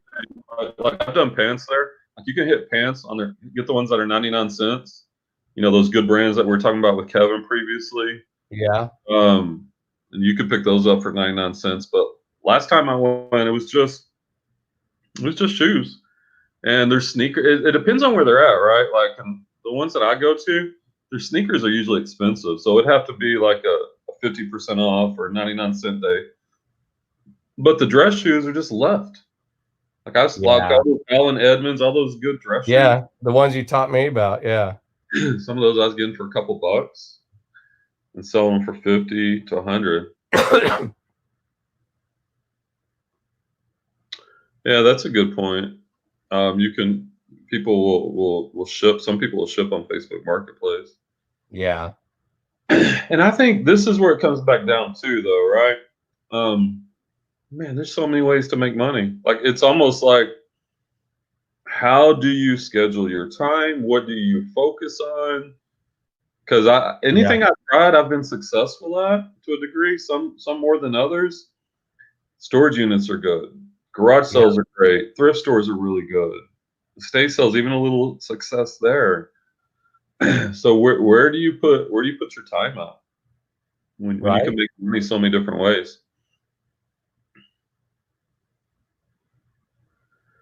Write a message. Which topic is the one I was just talking about? Just to Nikki's just saying she subbed to him. Oh yeah. Well, instead of typing, I'll just say, yeah, Nikki, you can email Mike flippinggoodies@gmail. Then he said he'll give you his phone number. He'll help you out. You know, like I don't know as much as Brian or him, but yeah, it's like that's why I like when I saw Mike for the first time. Well, I think I saw him in some chats, and I saw him on a chat. Could be Kevin's a few weeks ago, and then I started following him. And one of the people, because there's not, I'm like, I sub to so many. I'm like, how can I watch these people? Yeah, I admit I haven't watched this week hardly anybody, like even you, because I'm like, I'm on break. I don't want to.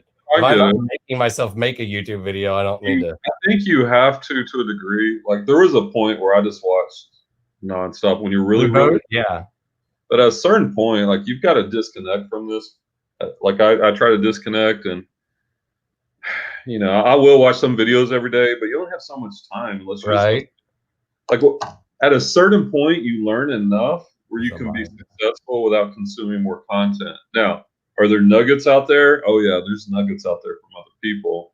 So you still want to be watching, but but then I remember Chris on Daily Refinement was talking about this lady, and she watched every single one of his videos and the whole thing. So she had all the knowledge. And one day he found out that she wasn't selling anything. He told her, hey, he gave her his phone number, call me. He walked her through listing an item on eBay. It sold within a day or two. And she never listed anything else. So she just liked watching the content, consuming the content, but she wasn't really interested in actually doing it. Yeah. And, you know. Today, he also had, I watched him for a while. He was at his storage unit in San Fran. He has they're new. He just moved a couple months ago, 2 400 square foot units. So I guess 20 by 20s. And he has his light box and he's in there, you know, and he's talking good stuff with some guy. I can't remember his name. And he's taking pictures and he's using Cellhound. But then he had some other people he let other people just come on. And at one point it was funny. He had this girl, lady. Sorry, she's just young. So I go, Aaliyah. She's in like Illinois, and she has a store in a mall. And that's supposed to be gonna look like an eagle, like Eagle Eye, looking for Sanyo. But she has a mall. She is 20, and she sells it in her store and online. And she came up with her own system, you know, for listing and SKUs and all this. And then they talked about how's it going to affect her employees and blah, blah, blah, because no one can come in the mall, but she can be in her store. So that's at least helps her online business. Yeah. But they had on, he, I guess, put out a link behind the scenes or something. And these random people came on and like weird music and just, and this girl was just laughing. And even Chris was like, hey, what's going on? And he had just good content and it was cool. He just let people just kind of like Kevin did last night with lots of Josh, this flamingos or something, ask him questions. And no, that's good. I mean, Chris's content is so good. Yeah, I'm starting to get into him more because he is, like you said. I will say, like, I've watched him so much. He's one of my favorite people that over time I will see him kind of go against things he said, which kind of speaks to me because I'm all over the place too. I'm not saying he's all over the place, but sometimes he will say something and you'll see 6 months later he's doing the opposite. Yeah. Which just kind of proves the point that there's so many ways of doing this. I don't think there's just one way of doing it. Looking for a warehouse. Yeah. Well, not anytime soon for me, but one day. We've talked about that. Yeah, Mike, Brian and I a couple of months ago, man, and I just gotten started and we're both just fun and hot on like finding like place to keep our stuff because Brian has a 2-car garage, Mike, and it's organized, but it's like, how many rows do you have? Like walking rows, 3? I started my 3rd one. Yeah. 3rd, and he's got jewelry on the outside, the smaller stuff for Poshmark lining the walls, and then like a studio upstairs. He's got light boxes, and his wife's okay for the most part having the stuff in the garage because it's helping, you know, extra income. But like, yeah, he's got, I don't know, half a row to go, and then we'll see. Yeah. All right. Hey, we've been on here 3 hours. I think I'm about to call it. Right, 3:06. Yeah, 3:06. Any final words? Any final thoughts? Nope. I'll be working tomorrow. Maybe I'll go live on my channel. Have some accountability. Schedule for tomorrow. Tomorrow. No, not tomorrow. All I got is tomorrow. I'll make a schedule for the rest of the week tomorrow. Oh, you're killing me, man. You're killing me. Hey, at least I got something for tomorrow. We'll text you, and it's gonna be about 11:30. Hey, man, you want? I'm binging Disney or whatever. I'm like, dude, after you got to reward yourself. You gotta. I know, because like I said, once we have to do some work next week. Yeah, I'm looking at Mike's messages. But once I know a little about next week and what that takes, then because it's that deal, I still wake up early to feed the cat. You know, I've just gotten back in bed and slept some more to kind of get over it. But then, yeah, I've enjoyed having internet too much. So I'll set a schedule tomorrow for like, because tomorrow I can tell you I'll probably work. Angie will get a break in the middle of the day she's doing virtual training. Hold on, I will probably work. You're already building an excuse. Oh, I said probably? Yes. What time I didn't notice that. That's weird. You're giving yourself a room. What time are you working tomorrow? 8:30. Till? Well, at lunch, she'll probably get a chance from her virtual training to take a break. So I'll probably go to noon and then 1 to like 5, let's say. Well, you're going to do a full day? Well, as much as if I have enough crap at her house, I left some clothes at her house, and I'm going to take another like tub of clothes that are on Sellhound and take some more other stuff that I can flat lay. You like that? The marathon listing sessions? It works for me. We did a couple of those. It's all right with both of us doing it, but by yourself, you enjoy that? Because like, she'll be in another room. Chris talks about this on Daily Refinement. Most people, about 4 hours is max, and listing kind of melts your brain. And that's for me. Well, some of it's easy though, because a lot of this is stuff that's on Sellhound. So I just got to double check if it's that men's or women's, and then I'll list some new t-shirts and things. Yeah. But so it's not just pure listing. Saturday you'll probably be like 4 hours of listing all that stuff from there's 2 garage sales that I have. Look at this. Mike is part-time 10 to 15 daily. Mike, that's about how many episodes Clay watches daily when he should be listing. Yeah, I know. I'm gonna give you a hard time, man. I gotta get. I know. And Nikki, now my chance to thanks for coming on, Nikki. Yeah, we appreciate it. You were great. So anytime you want to come on, you're welcome on our show Thursday night. Kevin's right. You asked some great questions and bring some good content. So anytime you want to come on, just let me know. You're have an open invite, and maybe you can talk to Clay about his listing habits. Hey, hopefully by the next few days I'll have a habit somewhat. Wait. I know. I just said disclaimers there. Next few days. Hopefully I will. You had 2 hopes. I don't notice. See, that's the deal. I'm so used to doing that in all my life. Because I told you I'm not a goals. So that's why I've started to do the. All right. I know. You're like, let's do some counseling here real quick. Yeah, that's tomorrow's. This is tomorrow's. Well, not that part. Wait, let me fold it the other way. There we go. Clay, you're in trouble. Nikki's going to hold you accountable. I'm sorry, taking 10 pages of notes does not count. Yeah, I know, but hey, I got a schedule for tomorrow, Look, Nikki says it takes, that's true, 30 days to make a habit. And like I've gotten good on the apple cider vinegar. That is good. I'll give you props on that. The Cokes. That's your heartburn, right? Yeah. Oh, yeah, hardly any heartburn. Now, I backslid on Dr. Peppers lately, but I'm kind of like. There's 23 flavors, man. There's 23 flavors. I can't blame you. I love Dr. Pepper. Yeah. I don't keep it in the house because I can't control myself. But if we go out, you've seen me, right? We go out like we do pizza. I'll have 3 of them. Yeah. Well, and the other good habit that will come of all this, all the food that I've been stocking up because kind of like everybody, because what if we have to be inside? I mean, it is cheaper than eating out. It's like, it's going to make me eat at home. I won't use much gas. It's like, sure, next week I'll meet you to hike or something, but that's the sleep. So after we get off, I got to take hold up your notes again. Look at like this, Mike. Well, tomorrow's to-do list here. Yeah. Oh, you should have seen it last week, Mike. He had so many pages. I've condensed. This is tomorrow. I'm just trying to do my budget. Well, it's not really a budget. It's a financial spreadsheet that should be a budget. Call the dentist, call the vet. See, list perfect. I like it. It's in green. What are you going to do with list perfect? You going to keep it? Delete it? I'm going to get crap listed and delete it before the next payment, which is in 3 weeks. I think it's good.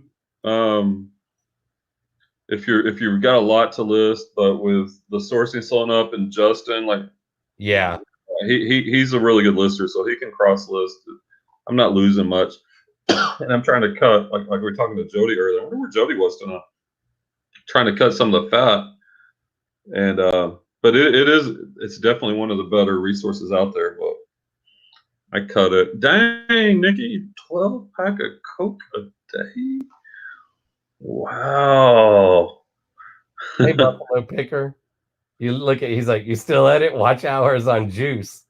Yeah, well, all 5 viewers. It's more like a drip of juice? A drip, yeah.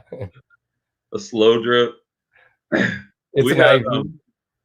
We had more viewers earlier. We had some good content the first hour when everybody was on, Nikki and Kevin and Scott. But this is kind of like, this time is us just kind of, I don't know if you say rambling, but just free flowing. Yeah, whatever. Talking whatever. It's like our car talk when we're outsourcing, kind of. Yeah, it's just, it's just us hanging out and talking. Definitely mixing in some reselling. So yes, I'll here. Okay, I'm gonna actually here. You'll the things that are realistic for tomorrow. Yeah, let's see that I'm list. gonna put in green. I want to see your schedule. You got room on there for a schedule for tomorrow? Well, I'm writing that. That's at the top. And I better not see binge watch for 12 hours. And after we get done, I'll go take my antibiotic. Well, I got to eat something because if not, Angie told me it gives you, I don't do potty humor or talk, gives you stomach issues. So I'll have some birthday cake from what she got me the other day. Have an antibiotic. Sorry, man. I didn't even miss your birthday. What a horrible friend. That's okay. That shows you I don't even hardly keep up on Facebook or anything. Like no, I didn't have it. I don't have it on Facebook because I got tired of nothing against people that you used to know in high school saying happy birthday, but it made me almost feel like you needed to comment, and you're like, so I took my birthday off of Facebook, so you're fine. So here is my realistic things I can get done tomorrow. How do I fold it again? Okay. Nope, other way. So looking at mishmash. So it's hard to see. You just wrote schedule. Well, yeah, but that means I'm going to make a schedule for the next week. Oh, okay. Do my quote budget, see if there's any bills I have to pay that aren't on auto, call the dentist, list perfect, and the SH Cellhound. So okay. So those are the realistic, that source to do Poshmark. Let's just say it's on the list, but it probably won't happen tomorrow. That's fine. You need a list. You don't need to be sourcing. No, I know. Not yet. At some point, just look into the way to do it. Yeah. And order a few things, or whatever. But yeah, those are realistic because the stuff on Cellhound I can knock out. There you go. Look at that Texas Treasures guy. Yeah. Hey, whenever we meet after the corona clears up, I'll buy you a cheese pizza. And I'll buy you. You buy lunch one time for my birthday, and I'll buy you for yours. Yeah. All right. I like that. Washes out pretty well. Since we both had birthdays recently, yeah. True. What, are you 49 now? Oh. I'm 47. I'm like, that doesn't make sense that we're how's that possible? I feel like I'm getting better at things as I get older. So right? As long as stay healthy. Yeah, it doesn't make any sense. And then Mike, honestly, listening to Macari or Posh only adds 2 minutes to listen. True. It's true. It doesn't take that long. Yeah. So that's why I'm having Justin. I told him that today. I'm like, list on eBay, manually cross list on Poshmark and and that kind of goes with the ASP. Now here's the other thing on that. If you're listing low ASP, man, it doesn't make sense to waste that time cross listing.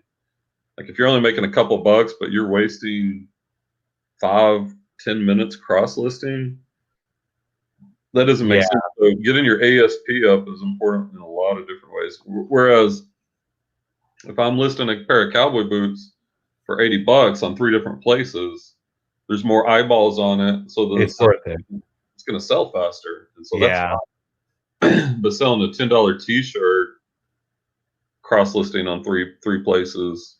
Yeah, I know, I've said, I've bought too many crappy things. Oh, thanks, man.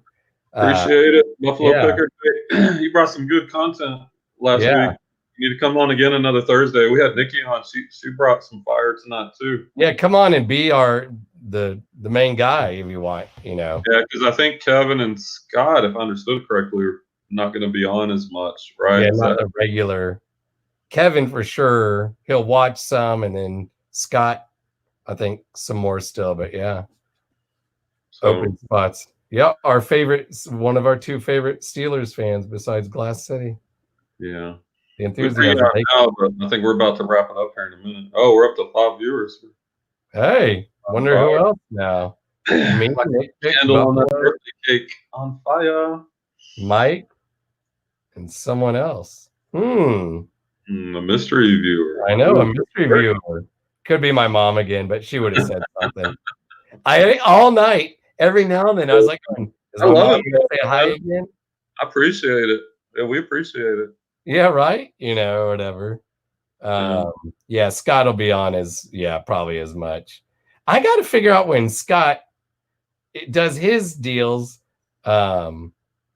because he goes live, and I just don't always know. And now that we're home, I can watch them. He goes on. He went on right before Kevin. Like I was on his longer.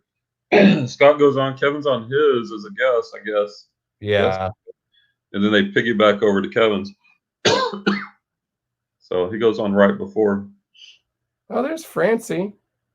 And Mike said he sees it. We're at 6. Mine just says 5, maybe because I'm one of them. I don't know. Yeah, we're at 5 Wow. now. Hey, Francie. Glad you could catch us at the end. See, we're building momentum. Every time we say goodbye, we're about to get off. We get someone goodbye. We might hit 100. Right. If we do like Kevin. Yeah, late afternoon. Yeah, he does. Yeah, that's what I thought. Yeah, it's like good guys, man. Kevin he's so intense and he brings so much knowledge. And this isn't to make fun, but I love because he's so into it. Like he just, gets right up here and is talking because he's so excited. Oh yeah. It's awesome. Good. Yeah, I think we're a little more laid back, but I don't know. I know sometimes I can get fired up. You're intense. Yeah, but your overall demeanor is. Yeah, I'm chill. My overall demeanor is chill, but when certain things will kind of fire me up. You know what we need to do? We need to go to NASCAR with Kevin. Wait a second, Francie. Are you sourcing in my neighborhood? What did you pick up? Loretta, what'd you pick up? Let me know. Where did you go? Like thrift? What'd you pick up? Well, no, there's not much. There are a couple little. Oh, there she is. There are a couple small little thrift stores out there. There's my mom. She needs a picture, man. Yeah, Mom, I'll get you a picture up there. Her neck's missing. Yeah, Mom, you don't have a neck. She's a generic alien guy, kind of. So Francie and Buffalo and Mike, that's my mom, Sydney Farrar. Yeah, Francie, I'm curious what you pick up. Gosh, but I still have stuff to list. I'm really trying not to reclaim a death pile, even though probably this time it'd be good to have a death pile. Yeah. In history, right? But I still think in the big scheme of things, death piles are not a good thing. I've seen some people, I think I told you, besides Bill Stoner, if y'all don't know Bill Stoner, he's got like a house of literally it's like a back house. It's just full. And besides him, I've seen some people with like 1,000, 2,000, 3,000 items in their death pile. Even Orlando. Your Hustle said he was like, I didn't think I could had that many things to list. And he's like, oh yeah, I got quite a few, Only 2 people. I keep trying to click on Mike's thing and the comments are coming. Oh, we're up to 7, man. We're trying to get off and picking up. 500 comments.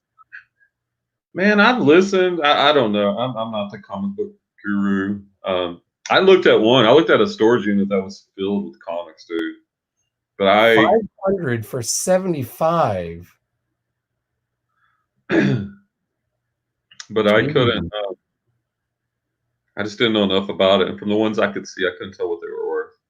Because that seems like, bound to make your money back at least. But yeah, how do you search through Who was the guy? There's a guy. Mike, check out Pure Hustle podcast. A few episodes back, I don't remember which one. They had a guy that's all about comic books, and I can't think of his name, but his whole channel is about comic books. I'm sure you can get some info from him.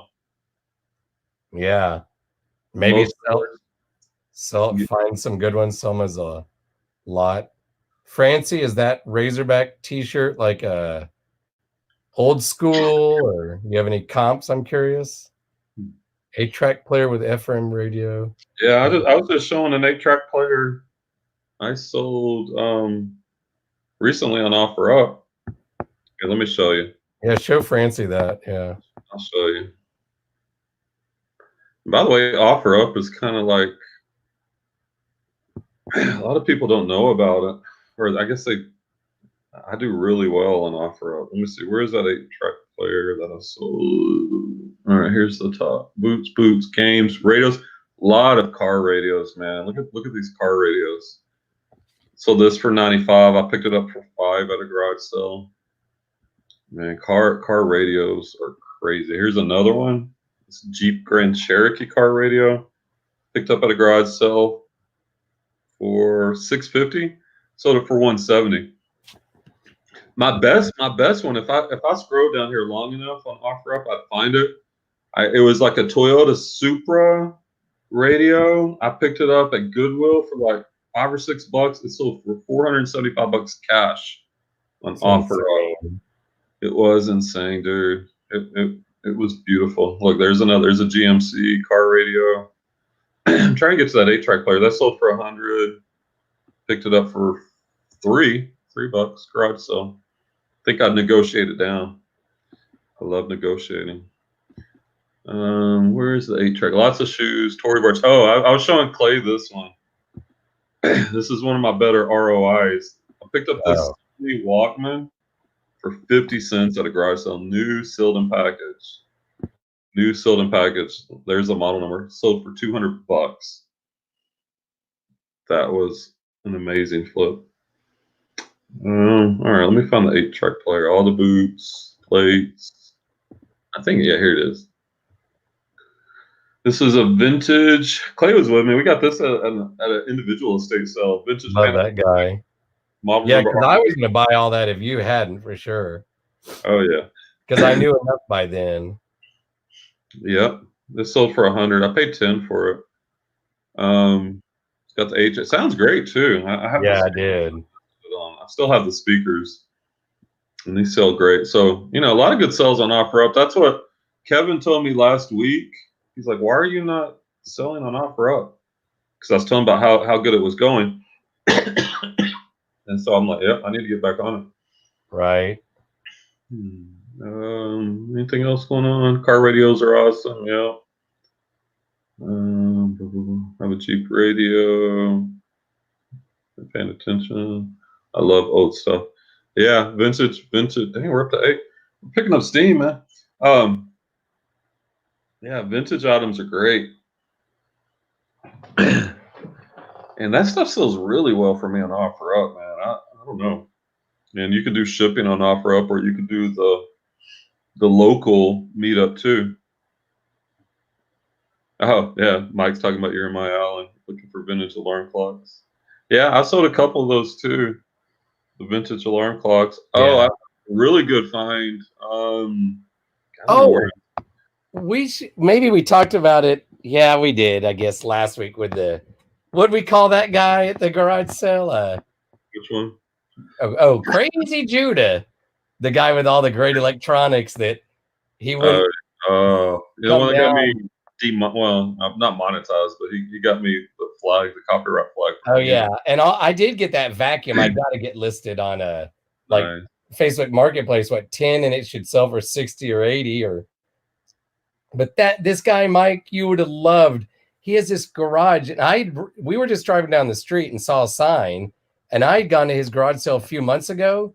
He had, I don't even 30 different parts, receivers, stereos, 8-track, all these things, and we sat there and watched him play with his dog, and testing out all these different things, and he was literally running around with his dog. It's in one of Brian's videos. It's awesome. And a nice guy, but we thought, by talking to him, he'd come down on some of his prices or sell some of the electronics in his garage that aren't even hooked up. Garage was filled with vintage antique stuff. He had one of those big, heavy, old metal fans, not like the tabletop. The thing was so powerful. Produced a hurricane of wind. He had just stacks and stacks of vintage electronics, and I was like, you trying to get rid of any of this? But he just loves collecting that. He wouldn't even really talk. I'm like, where do you get all this stuff at? Oh, it just finds its way in here. I'm like, man, and I tried to buy a boombox from him. He wouldn't come off. I don't think he really wanted to sell it. Well, and didn't he say? Yeah, he said what'd he say? You blinked, and 40 years later, there's all this stuff here. Yeah, now that, and I'm not wishing anything ill on him. He's a good guy, long, prosperous life. But man, if he were to pass away, that would be an estate sale. Especially if the family did it, that would be the best estate sale ever. that's one I would take a loan out if I had to buy that one. So Francie said, vacuum, what can you do with them? Who is buying vacuums? So Clay. Francie, I learned from Kevin, and if you see, Mike says he has 2 Kirby's listed. Mine was like, I'm not going to get up and go look, but it was some good brand, and the guy had like cleaned it and repaired it enough that he sold it to me for 10, and it's going like 60 to 80, $90. And I'm not going to try to ship it, even if someone paid, it would cost a fortune because it's so heavy. But you know, it's a good one. Try this when you have time. Facebook Marketplace, eBay search. Yeah, I'm on in the background. Yeah, even as I just messaged somebody about some like PS Vita games. I don't know. You know, I've been kind of scrolling that tonight off and on when other people were chatting earlier. Oh, down to 6. We lost somebody. Oh no. I kind of want to drop down because I'm ready to get off, to be honest. But it's I kind know, of right? when the numbers are going up, and then Yeah, you're like, that's where I'm like going, who else is on? Who else is watching? That's just what I'm always curious. Yeah. Well, yeah, let's go ahead and call it. Thanks everybody for watching. If you haven't subscribed to Clay's Closet, I'm sure most Closet. Subscribe. Haven't subscribed to me, check it out. Help us out, smash the like button. If anybody wants to jump on next Thursday night, we got open.